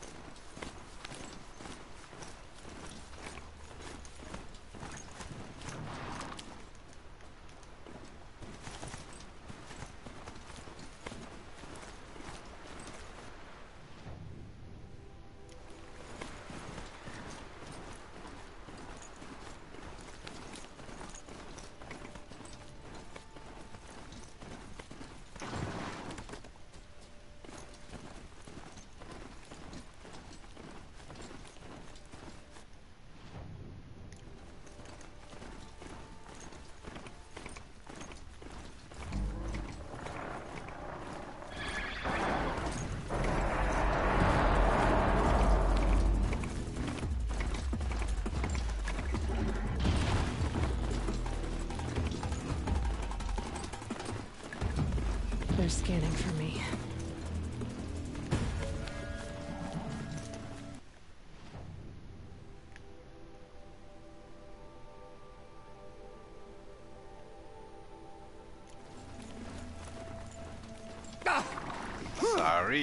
Sorry.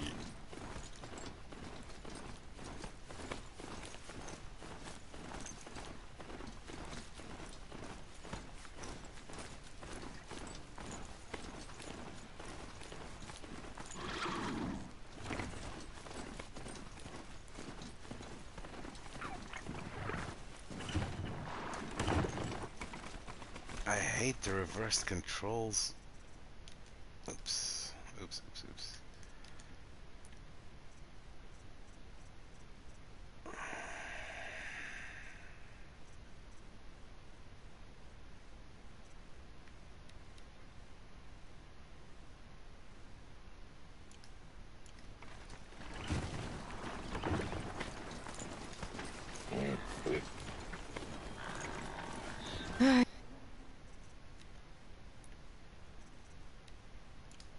I can't blame you for that.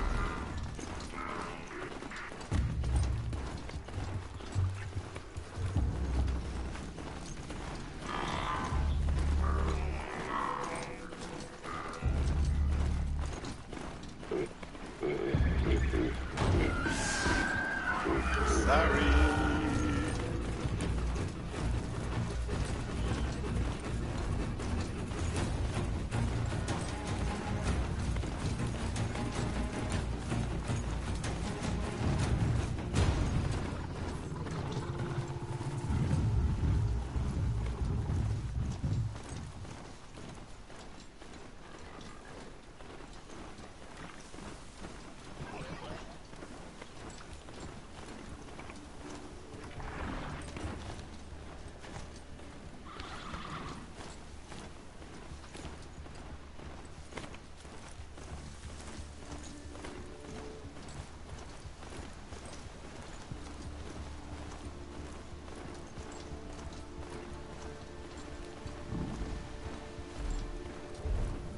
Home sweet Jesus.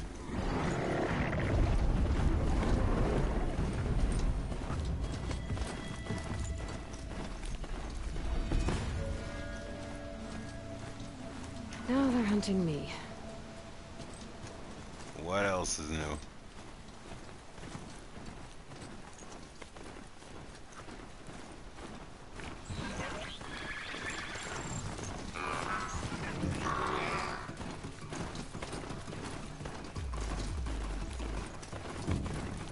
Son of a... Why? I'm ready.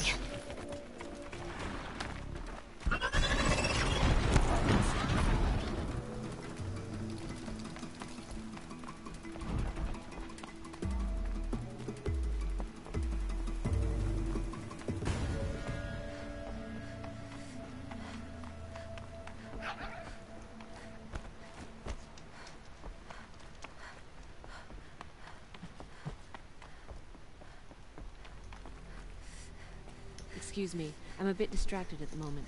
Are you? Because you were doing nothing.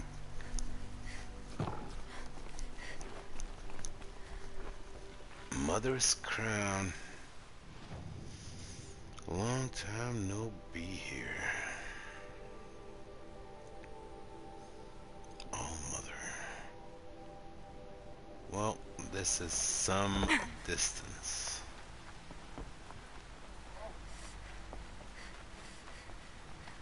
I might have to finish this at a later date. See anything you like? Sure you do.